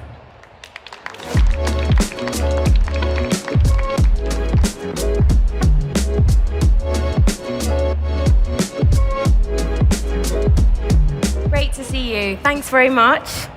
Have a seat on our Nordic wood. Super. So some of our audience will have seen you on the main stage. We've also got viewers in 34 different countries watching on the live stream, and not all of them will have caught your great conversation over there. But let's just sort of pick up on some of those key things. We want to talk about leadership tenure, and I'm curious, did you know that you always wanted to be a CEO, or at what point in your career did you think, this is for me? Yeah, no, I would say never did I ever consider being a CEO. All I ever wanted to do was make an impact and, create great companies and lead people to do extraordinary things. So I never, until I got the call to move to London for Burberry, it was just never even on my radar. I didn't even, and I had turned it down a couple of times, and finally, one of the women came back and said, do you realize there's only 1% of women who get to be. But it still wasn't the deciding factor. The deciding factor was, could I help make this a great legacy brand? Titles don't entitle you to anything, right? It was never a part of my thinking. And when you were doing the role, was it how you imagined it would be? Having turned down the chance to be a CEO and then you're there, what was different to what you might have expected? Yeah, and I think the difference is you're 100% accountable, and the buck stops with you, and I'm absolutely fine with that. I would prefer to be accountable rather than blame someone else or point. And so again, you can either decide this is for me, and I am gonna be accountable, and I'm gonna push us as far as I can push us. Or you can just rely on the title and float through, but it's just never been my. So I think that going in,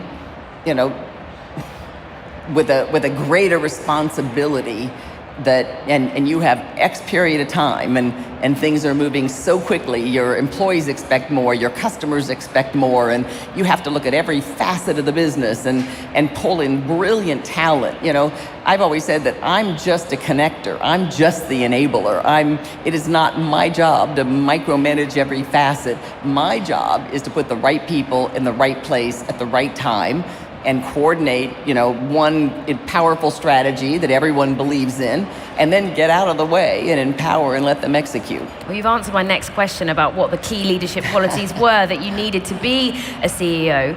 You talked on the main stage about then that transition to going to work for Apple, and then you weren't the CEO. The buck didn't stop with you. There was someone else's company and vision. So what was that transition like? Yeah. I get asked that question almost more than others, but it's funny. Again, if you're a person, I took the job to make an impact. I didn't take the job because of the title.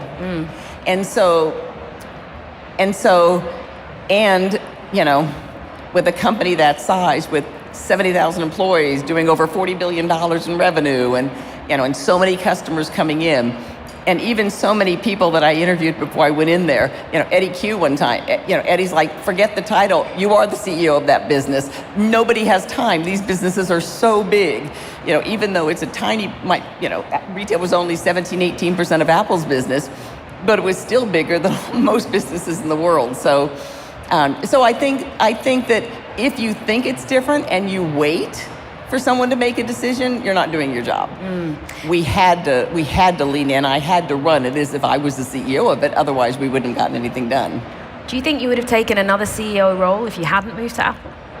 Or were you ready to? No, I would have stayed. I would have stayed at Burberry another chunk of your career.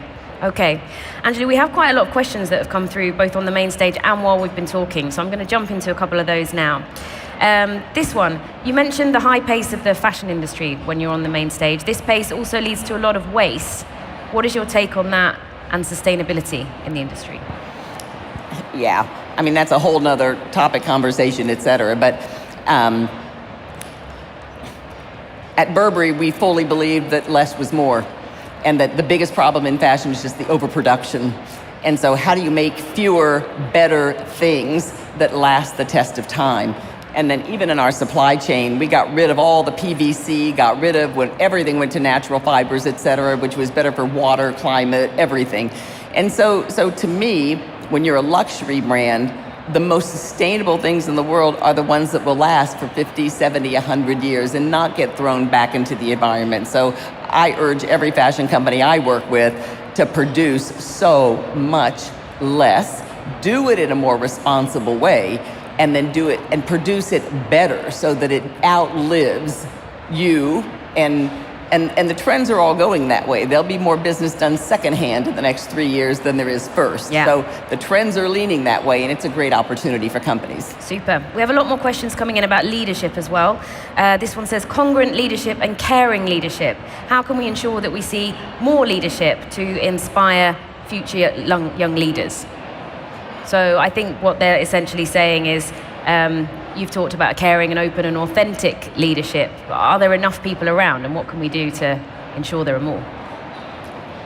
Yeah, it's a tough question. I mean, it's a big world, right? There's 8 billion people, so it's a really tough question. I would say that I believe they are there. I believe, and if you listen to the Italian gentleman right before me and how he talked about how it is our human nature to want to be loved and to belong and to, right? So, but I think that it is educators and leaders' responsibility, especially in an AI age, to help unlock that at a much greater scale. We haven't been taught. There are no high school or university classes on instincts. There's none on, deep compassion and leadership. So I think with AI, we have an opportunity to kind of lean back the other way and bring that. It exists. Everyone is born with it. But it hasn't been the focus. This has been the focus, and we're going to lose that one. Moving on a little bit to using your instincts and leadership style in the boardroom. On the main stage, we talked a little bit about founder mode and whether founders should always be a little bit in on the details. And when you're on boards, how do you kind of gently advise? How do you know when to have those conversations with founders that actually it might be time for you to step aside? It might be time for someone else to lead the business or lead a part of the business. Yeah, and again, I'm only on one board that has a founder. There's, other companies live a long time and have great CEOs, et cetera. So I don't think it's a conversation just with the founder. I think that it is a board's responsibility to make sure, mostly the board approves the strategy. And then they need to approve the execution of that strategy, and that comes with an incredible CEO and a leadership team, and of course, the results are the measurement of that.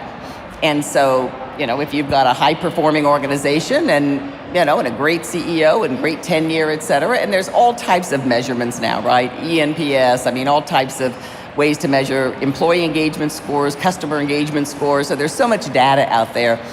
But and the CEOs see it long before the board does, but the board will inevitably see it. Yeah. So I don't think it's any different. I think the board flies pretty high. They get the information and the data. The CEOs know about it long before, and our job is to really be a coach, a mentor. Because you can still see the data, but not want to give up your baby or not want to kind of step aside from something you've been so passionate about. But a board, you have to be super careful because you're a step removed. You're seeing the company 4 to 5 times. You're not day in and day out in that culture. That's why it's so important to have the committees. That's why it's important to have management presenting at the different committees so that you really have a deeper understanding of the culture. And yeah, super. A very broad question, but an important one. How do we get more women into leadership roles? That's from one of our audience members. I mean, you talked about being able to maintain your personal life, which was very inspiring on the main stage. Is there anything around that you think is important to delve into further? I mean, you know, I think regardless of even your gender, I think you have to want, right? And it's okay to want a family. And it's okay to want to, I'm fine, half of my sisters, that's what they do, and it's beautiful, and I'm fine with it, and they have a lot of kids, and so I think that, you know, I don't think you can force anything on anyone. I think that, you know, I look at my daughters, and my daughter, you know, and if they want it, great, then I'll help teach them the guidelines, et cetera. But if somebody doesn't want it, if they just don't love business and love working and love, you know, then they're not going to add value, and they're not going to, you know, be a successful piece of the puzzle in that company. So I think that each person just has to look in their heart, and, you know, there are a lot of women who just want to be an amazing mom, and that's brilliant. You know, every society needs more amazing moms too, and we all need a lot more kids, so. Do you see yourself as a role model for the right people, for the people that do want to propel themselves into leadership positions? I mean, you'd have to ask them, right? I don't know, but I've stayed true to myself. I've made the choices that I needed to make for me and for my family, and I'm incredibly happy and blessed and proud with where I am today. And so if that helps, you know, guide a lot of other women, then wonderful. But they are choices and they are priorities. You know, I could have been out at Burberry every night of the week at 2 dinners a night. But I had a family at home, and I said no. And maximum 1 night a week, and half the time I didn't even do that. Yeah. Because I could have gone to the Oscars. There's so many things I could have done, but if my husband were in that position, would I want him? You're already traveling so much. So those are choices that, you know, that we make as women, as men, and I always chose to put my husband and my children first because I wanted the life that I'm blessed to have now. Yeah, really interesting, because so often I think people feel they should do things without doing what they really want to do. And I also wanted to highlight, Angela actually has this on her LinkedIn profile. You've put on there that you're a loving mum, wife, sister, daughter, and friend. Why did you decide to spell it out there in such a professional forum as well? What made you want to put it there? Because it's my priority. Yeah. I was fortunate to end up running businesses, et cetera, but it you know, that wasn't my end game, and so it is the most important thing to me, and I have peace with that, and I hope there's a lot of other women who, you know, and again, that's society, that's community, you know, that's what keeps us all healthy mentally, physically, emotionally. And so you know, that's the foundation of human relationships. And if I'm a better mom, sister, daughter, I'm a better executive, right? If I'm unhappy over here and everybody else isn't happy, then I'm not objective or clear or focused like I should be. Yeah, so important to think about things holistically. Unfortunately, we're running out of time here, but fabulous to have you here for a brief period of time. Please give it up for Angela. Thank you.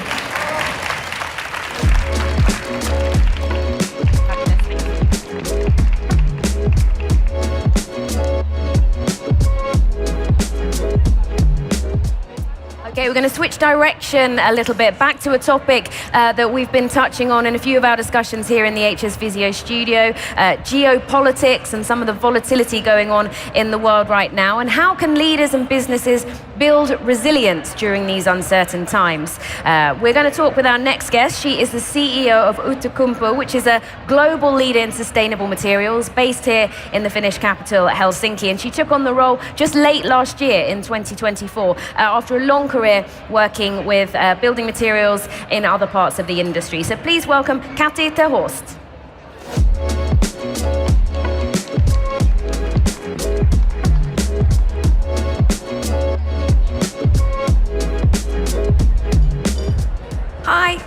Good to have you in the studio. Yes, have a seat. How's the Nordic Business Forum experience been for you so far? Very good. I've not been here the whole day, but I indeed listened to Angela earlier, and I had a dialogue with Howard Wu on strategy, so it's been inspiring. Wow, fabulous. You managed to pin down some of the most sought-after speakers. We are going to be talking a little bit about tariffs, geopolitics, and heavy industry. So let's dive right in. What are the biggest global risk factors for you, and how are they impacting your sector? Well, you could say that we are as a steel company in the middle of the global geopolitical change. Yeah. Basically means free trade is gone. We are in the tariffs. And luckily, as Outokumpu, we have production both in US and in Europe. But combining the uncertainty that the geopolitical situation also brings, it is, of course, not helping to get the investment cycle going, neither in Europe or America. So, and at the same time, then we need to also drive the green transition and take care of our profitability and make sure we also transform as a company. So a lot of things on the plate. Yeah, there's a lot on your plate, both in terms of challenges and opportunities. And we were just speaking with Angela about CEO tenure, knowing when it's the right time to be a CEO, to move into a different role. And you moved into this role at the end of last year during a very volatile time. So what made you think this is the role for me now? Well, of course, Outokumpu as a company was not totally unknown to me, because I've been in the board of directors for 8 years. So that gives you certain comfort knowing about where you're stepping in. And maybe I also have felt a bit that my whole career has prepared me for this. So I think I had enough package to go and take the role. And they obviously thought so too. Growth and a new growth strategy is something that we'll talk about in a moment. But I want to ask a bit more about the leadership qualities you feel are essential for a CEO during these difficult times that we're in at the moment. So also listening to Angela a bit, I think there are a lot of things that I can relate to what she says, at least for myself. I think you lead up from the front, and I think your task as a leader is to create the vision for the company with your management team and strategy, and then I think people see if you're an authentic leader, if you really care about what you say, if you listen to employees, customers. And it's also so that I'm not asked to become the CEO of Outokumpu for not changing things that I think need to be changed. So that's kind of an expectation as well, that you empower and you motivate, you support, but you also challenge the organization to think differently, because you still have a bit of the fresh eyes coming in. Yeah, so what have those fresh eyes delivered from your side? How are you trying to help the company into its next phase? I think in this new situation, and maybe we talk a bit later about strategy, but how the situation has changed is that Outokumpu had deleveraged itself. So we were, since a long time, in a situation where we could actually talk about growth strategy. And the important discussion was, where should we grow and why, and where can we win? And I think that was one of the most important discussions that I could have with the management team, and then also discuss that what is our criteria for this growth and how will it transform the company. And that relates a bit to what I discussed with Howard Wu in the morning, that how do you at the same time perform and transform? Yeah. So as part of that, some restructuring, some cuts are involved. How do you kind of bring other employees on that journey with you who perhaps, it's a long legacy organization, very active in certain rural towns, a lot of people have been in the business for years, and then comes change? Yeah, I think the change is there all the time, and I think it's a bit by cherishing what we are good at and what the history of the company and the legacy brings, but also recognizing that the world around us is changing, which brings certain threats, but definitely also opportunities. And now it's time for us to, either we continue to do the same and nothing changes, we will not transform, or we have an opportunity to go to other areas that might bring us to different paths. And I think those are the honest discussions you need to have with your employees, with your customers, with everybody connected to the company. So developing more carbon cutting materials is very much on your radar now, but there is hot competition around Europe with a lot of other companies trying to do the same thing, Nordic players like Hybrid and SSAB developing fossil-free steel. So how do you position the company in that race? How do you hope to be at the front of the pack? So we are a stainless steel company, and I think there's a lot of discussion about green steel, but we actually are in stainless steel already green. Because there's a big difference to carbon steel. Carbon steel needs to do the transformation to electric arc furnaces, so basically electrification. We have done that already. And then I think the other aspect in stainless steel is that we are using scrap.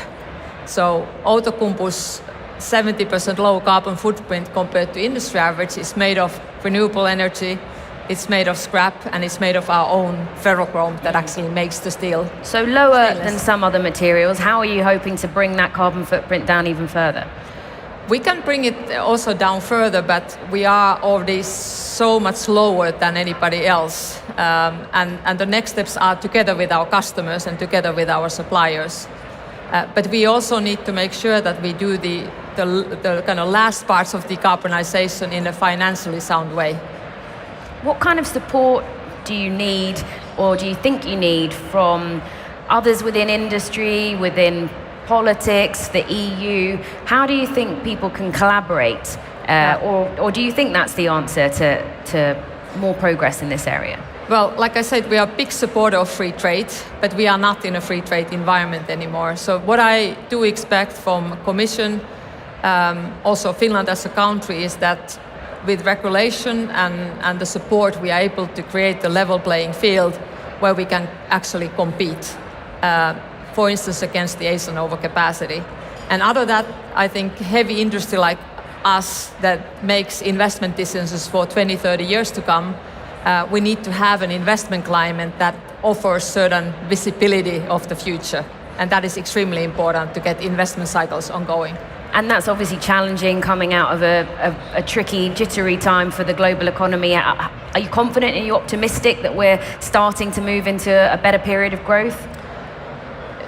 The investment cycle will start at a certain point of time, but the current uncertainty and visibility is not helping. But working with scenarios is one way that you can probably counter part of that. Yeah, and the uncertainty caused by some of the topics that have come up again and again on the HS Visio stage. We've had incursions into Baltic airspace. We've got the ongoing war in Ukraine. So defense is something that's on everyone's lips. Yes. What kind of a momentum is that having for Outokumpu? Well, I would say so that defense industry as such has been usually supplied very much by the carbon steel. But definitely the current situation where more production for this protective material is needed, stainless steel with its longevity and can offer a lot of solutions. So there's a lot of R&D projects ongoing, and we need to develop also in Europe more supply for the demand that will be coming. So it does create definitely opportunities for Outokumpu. Okay, and just finally, any other opportunities or things you're positive about? We've talked so much about challenges here today, and it would be nice to hear about what you think is going in the right direction. Well, in our transformational path, we have been working on mind-blowing technology that could change the way we think of mining and metals, especially going to green metals. And it's not something that I want to hype right now, but I think that is something very positive if we succeed in that in a couple of years to come. Super. And we were speaking with Angela and you earlier about knowing when it's time to step aside, but it sounds like you're planning to stick around for a while. Do you have a CEO tenure plan for yourself? When will you know? No, I don't have a tenure plan. These are windy positions, let's see, but I will definitely do my best. I'm absolutely passionate about Outokumpu and doing my best as a leader. All right, Kati, thanks so much for joining us here in the HS Visio studio. Thank you very much. Thank you. Thank you.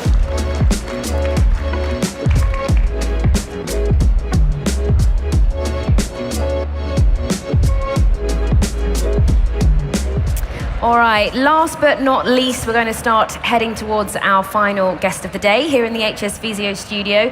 He is Giampiero Petroglieri, who many of you will have seen as a keynote speaker on the main stage. Those of you watching on the live stream may not have done, and you are in for a treat. He's a professor at one of the world's leading business schools. He's an expert on leadership, learning, and workplace culture. But we're going to be digging into the topic of nomadic professionalism with him, because these days we're all job hopping a little bit more, switching roles, switching industries, maybe even switching countries a lot more than in the past. So I want to find out about how he thinks about some of those things and how we can optimize that situation. And we'll also talk a little bit about freelancers and gig workers and how those fit into organizational cultures. So please give a very warm welcome to Giampiero.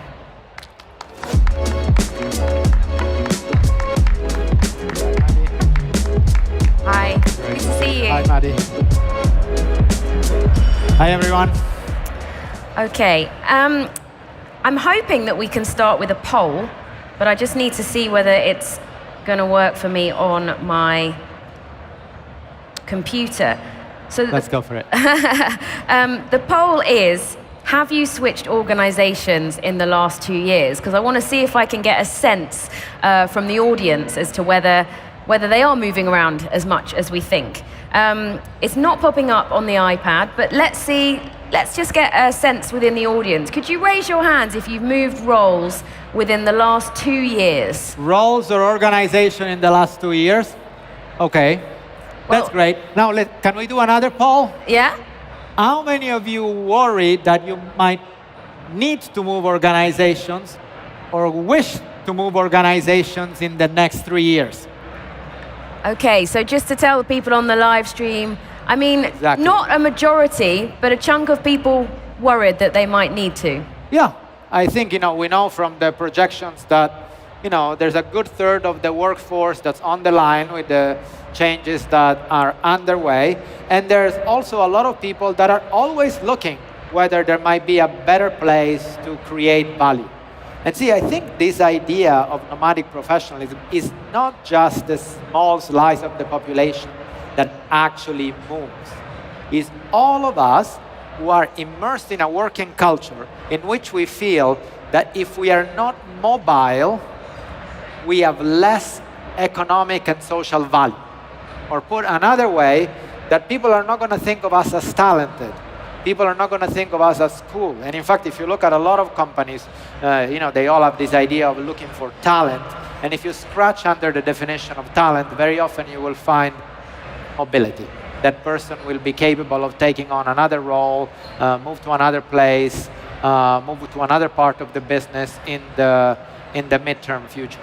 And once that becomes the definition of potential and success, to feel that we are not mobile is to begin to feel fear.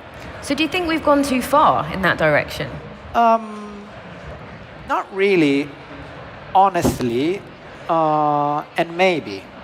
I think not really in the sense that, look, the trajectory of identity over the last 200 years has been towards more freedom. So you and I probably, if we were asked, would you choose to be in the workforce in the 1820s or in the 2020s, unless we could pick a certain kind of birthplace, we would probably say better in the 2020s, because there's a lot more latitude to make ourselves through our work. And with latitudes, with freedom, as the psychoanalyst Eric Fromm taught us, comes anxiety. Yeah. There are two sides of the same coin. So I think we might be going too far if our mobility reduces our humanity, if we become treated like chips in a roulette game. Then yeah, but if our mobility allows us to have opportunities and find a better place and demand a certain kind of treatment, I think it's potentially a good thing. I think the most complicated question is, for whom? For whom is it a good thing? The employee, because the very company, often, or the leader? Well, right, no, but also because mobility sometimes is a winner-take-all market, in which a few talented people who have the right skills, the right attitude, the right willingness and opportunities to move around, then get a lot of opportunities, capture a lot of the value, and then a lot of other people either don't move and are worried that their jobs might disappear, or they move involuntarily because they are displaced. And so I always say, show me someone who sees mobility as opportunity, and I'll show you a very fortunate boy or girl. What can we do to give more people that opportunity then? Well, certainly skills, connections, and yeah, I think generally skills, connections, and spaces where we can define ourselves in relation to our work, not just in relation to our organization. Because the more I'm able to define myself in relation to my work, to my skills, to the value I can create for a certain group of customers, for a segment of society, the more likely it is that mobility might lead me opportunity. So let me give you a very simple example. If I define myself as an INSEAD professor, which is the school where I work at the moment, then to go teach anywhere else might be catastrophic for my identity. But if I define myself as a management professor, any school of management that allows me to sustain my academic integrity, that gives me the resources to do my research, and that attracts good students that want to learn from me, might be just as good. Thank you. We're getting a lot of questions in for you, so I just want to see if we can bring some of those in. Sorry, some of them have just disappeared. Here we go. How do you think leadership comes together with mentorship? And how do leaders who we saw today, how can they do better to mentor young leaders? I think leadership, for me, leadership, the way I define it, it is that it is a relationship in which people are learning with you and from you. I mean, I don't think you're a leader unless people are learning. You know, people might be performing, and you might be an amazing machine, organizing the workflow, controlling that everything is done. Well, not an amazing machine, because we know humans have all kinds of issues. You might be a mediocre machine. Machines could do that job better, for sure. But leaders, for me, are people that we learn with and with from. So for me, leadership is indistinguishable from mentorship, because it's a relationship in which we learn to do, we learn to become, we learn to relate. How do we make it more available? I think by having, I'm sorry to use a kind of awful technical term, a meta conversation. Now, very often leaders, because they're not psychopaths most of the time, 95% of us are not psychopaths. I mean, we know from the population. So we give other people the same kind of mentorship that, you know, we wanted ourselves. And some of us want a kind of mentorship that just, you know, help me focus on work, let me, you know, open the door to opportunities, and just leave it at that. And some of us want a more expansive kind of mentorship. Don't just look at my progression in the profession or in the organization, but help me also think about my well-being, my life as a whole, whether I really want to do this. Help me entertain more existential, as well as professional questions. I'm curious to see how you envision those sides of things in the context of freelancers, consultants, and the gig economy, because we're seeing more and more skilled knowledge workers. I think 28% of skilled knowledge workers now operate as freelancers. How much should we be expecting leaders to give them a similar type of guidance, a similar type of organizational culture? I think to every extent. You know, I think the employment contract is one thing, and the psychological contract is another. And, you know, look, let me ask you a question. How many of you have had a boss, and you are full-time employees, you work with that person, maybe you saw them in the office every day, and you wouldn't call them a leader if your life depended on it. All of us have had that experience. And how many of you have followed someone that you weren't contractually bound to, but that person was doing something interesting, and you were going to go along because you wanted to participate in doing that? So I think, you know what I mean? In many ways, I think the only problem is sometimes the leader attitude that we see. I mean, I hate with a vengeance the word that sometimes leaders use, these are my people. I mean, that's possessive, that's tribal. It's very tricky. You know, you can say, I'm their leader. And that's fine, because you belong to them. They don't belong to you. And once you say, these are my people, and you say it about the people who have a contractual relationship, and these other people are the freelancers, you see them as less than, then what you're doing is a subtle dehumanization. And dehumanizations, for me, is the central trait of lousy leadership. And so the moment you humanize them and say, look, these are people I'm working with, and some of them happen to be fully employed, and I probably have certain expectations of them, and some of them are not, let me think about what are my implicit expectations. Yeah. Am I treating them as people? Because you see, the freelancer that's there for 2 hours, it's probably there for a reason. They are contributing in some meaningful way to whatever you're trying to do. Otherwise, they shouldn't be there. You're either wasting your company's money or you're wasting their life. But if they're there and there's a good reason they're there, then they should be treated with the same dignity, with the same respect, with the same attention as the person you've seen in the office for the last 20 years. Sometimes that person that's been there for a couple of weeks, now one of the things I love asking to colleagues the first week they join my institution is, tell me what you see.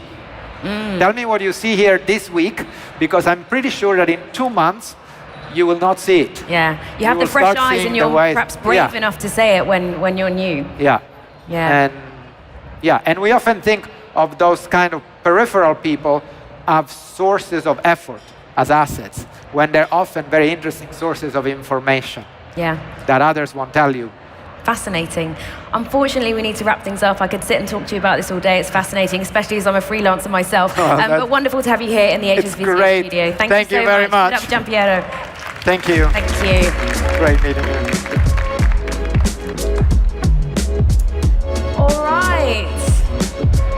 So that wraps things up for today here in the HS Visio Studio. But I do need to tell you what's coming up tomorrow, because you don't want to miss it. I'll be back here bright and early, kicking off the day with a conversation about AI and marketing. That's with main stage speaker, author and professor Jonah Berger. Please tell us what you've thought of today. Use the hashtag nbforum2025. It's been wonderful being your host. I'll see you again here tomorrow.